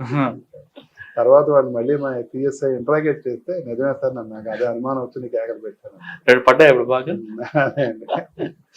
అవన్నీ అవుతాయంటే ఏంటంటే ఎక్యూజ్డ్ మైండ్ సెటప్ అంత తెలివిగా ఉంటున్నారండి, కాబట్టి మనం వాళ్ళకంటే కొంచెం ఒక అడుగు ముందరికి వెళ్ళాలన్నమాట. సార్ మీ కానిస్టేబుల్ భార్యని ఆయన మర్డర్ చేయడం దాన్ని మీరు ఎలా చూస్తారండి? చాలా సివియర్గా చూస్తామండి. ఆ అమ్మాయిని ఒకటే అడిగాను నేను, నిన్ను నీ తల్లిదండ్రులు కానీ నీ అన్నదమ్ములు కానీ నీ పిల్లలు నేను క్షమిస్తారా భవిష్యత్తులో నువ్వు చేసిన పనికి అని అడిగాను. ఏడ్చింది. అసలు వాళ్ళిద్దరు పరిచయంలో ఏంటండి డ్రైవర్తో? అంటే నైబర్స్ అండి వాళ్ళు. యాక్చువల్గా ఇప్పుడు కొత్తగా అద్దెకు తీసుకున్న ప్రాంతంలో అతను నైబరు, అతని భార్యని అతను లవ్ మ్యారేజ్. యాక్చువల్గా అతని భార్యని కొంచెం ఇల్ట్రీట్ చేసి ఈ అమ్మాయితో పరిచయం పెంచుకున్న తర్వాత ఆవిడ గొడవ చేస్తుంది. యాక్చువల్గా ఆవిడ గొడవ వల్ల ఇదంతా తెలిసింది. భార్య ఎవరైతే ఇప్పుడు ఇతను ఉన్నాడో అతని భార్య గొడవ చేసింది, దాంతో పోతున్నాం అది ఇది అని చెప్పి ఆవిడ అర్థం చేసి గొడవ చేస్తే ఆమె డిస్కార్డ్ చేసి ఈ అమ్మాయితోటి రహస్యంగా కొనసాగిస్తున్నారు. ఈ విషయం భర్తకు తెలిసింది, వద్దని హెచ్చరించాడు. ఆల్రెడీ వద్దని హెచ్చరించాడండి. అదే ఇప్పుడు హెచ్చరించి పొమ్మన్నాడు. యాక్చువల్గా పోయిన అమ్మాయి వదిలిపోయేది కదా, ఎందుకు చేసేవాడు సార్? ఇప్పుడు ఆ కేసులో ఆమె వాడిని మర్డర్ చేసింది, భర్తను చంపింది. అవును, ఆయన చనిపోయాడు, ఆమె జైలుకి వెళ్ళింది. మరి పిల్లల పరిస్థితి ఏంటంటే?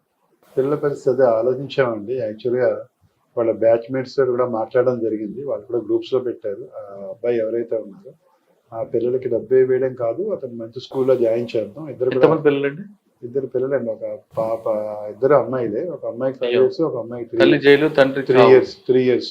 వాళ్ళేం పాపం చేశారు సార్? అదే వాళ్ళ ఆర్థిక పరిస్థితి కూడా, కుర్రాడి కుటుంబ ఆర్థిక పరిస్థితి కూడా మామూలుగా మిడిల్ క్లాస్ ఫ్యామిలీ అండి. అంటే వీళ్ళిద్దరిని తీసుకెళ్లి వాళ్ళ అన్నయ్య పోషించే పరిస్థితిలో లేడు. సో దట్ ఇతనికి ఉండే కొంచెం ఆస్తిపాస్తులు ఏదైనా ఉంటే అవి ప్లస్. పిల్లలు ఎక్కడ ఉన్నారండి?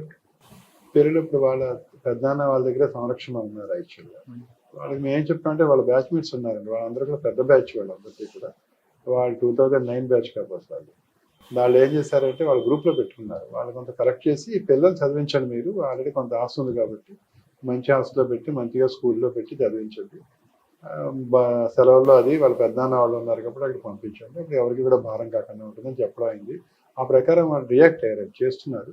అది కాకుండా మీకు తెలిసి మాకు పాపా హోమ్ అది ఉంది, అక్కడ కూడా వాళ్ళు జాయిన్ చేసినా మాకు పోలీస్ ఆఫీస్లో పెరుగుతారు. వాళ్ళకి ఇబ్బంది ఏం లేదు. వాళ్ళు పిల్లలు ఏమంటున్నారండి? పిల్లలకి తెలియదండి, ఇంకో గదిలో పడుకున్నారు వాళ్ళు. అమ్మ జైలుకి వెళ్ళింది కదా, ఆ, నాన్న చనిపోయాడని ఏమంటున్నారు? నాన్న చనిపోయాడని చెప్పి తెలుసు. అంటే ఇంకా బాగా పసి వయసండి వాళ్ళకి. ఆ పిల్ల అయితే ఆ అబ్బాయి బాడీ ఉండగానే అటు ఇటు పరిగెడుతుంది అనమాట, పట్టుకుని గిరిగిరా తిరుగుతుంది. చాలా బాగా కలమని. ఇప్పటికైనా వాళ్ళ మార్పు వచ్చిందంటారా?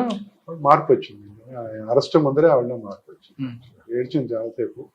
నేను ఇదే అడిగాను, ఇంకేం పెద్దగా ఏం అడగలేదు. యాక్చువల్లీ ఎవరు క్షమించరు కదా, నేను ఎవరికైనా క్షమిస్తారా? మీ కుటుంబంలో కానీ మీ పిల్లలు కానీ పెద్ద అయితే ఏడ్చింది. ప్రజలకు సేవ చేయాలంటే police department the best platform అంటున్నారు మూర్తి గారు.